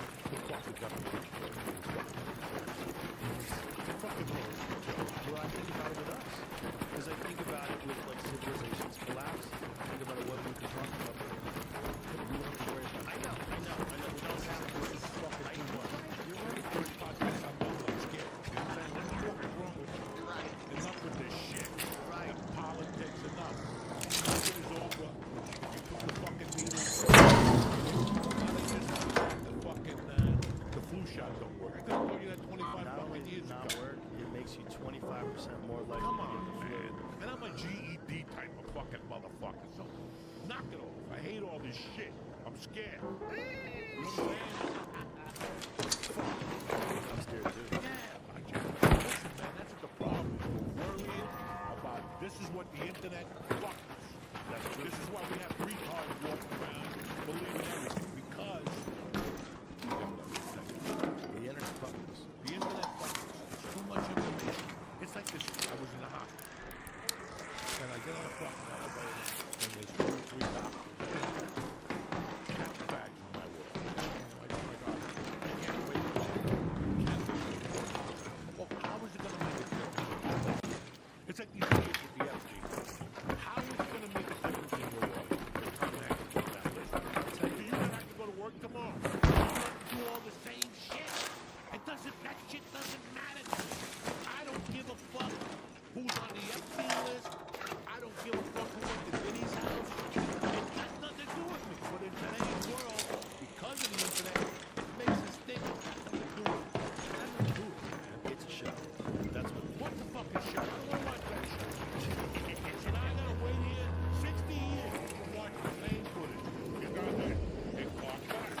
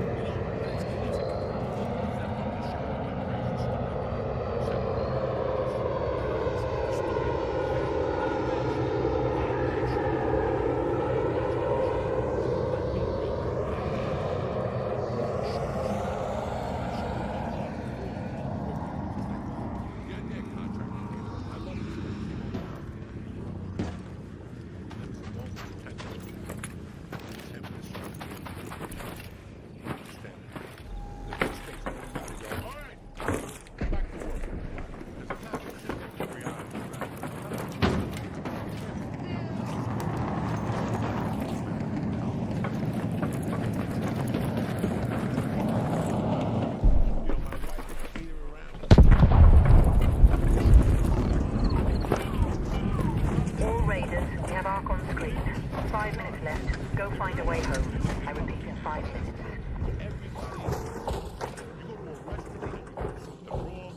Everybody is not cooking fucking, it's something I've never seen. Every time I go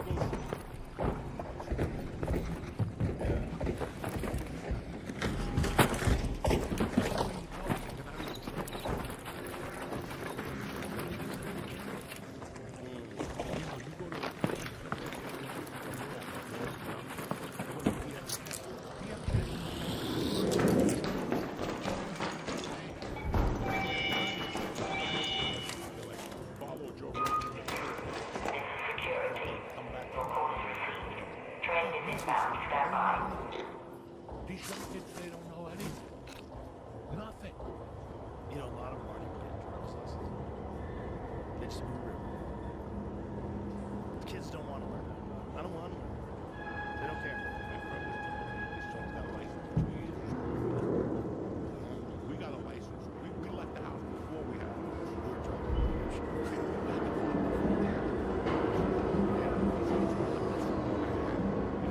The train arrives. Doors opening shortly.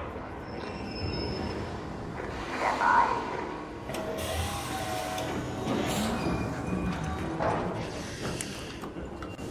Everything looking good. Now head back to Sriracha.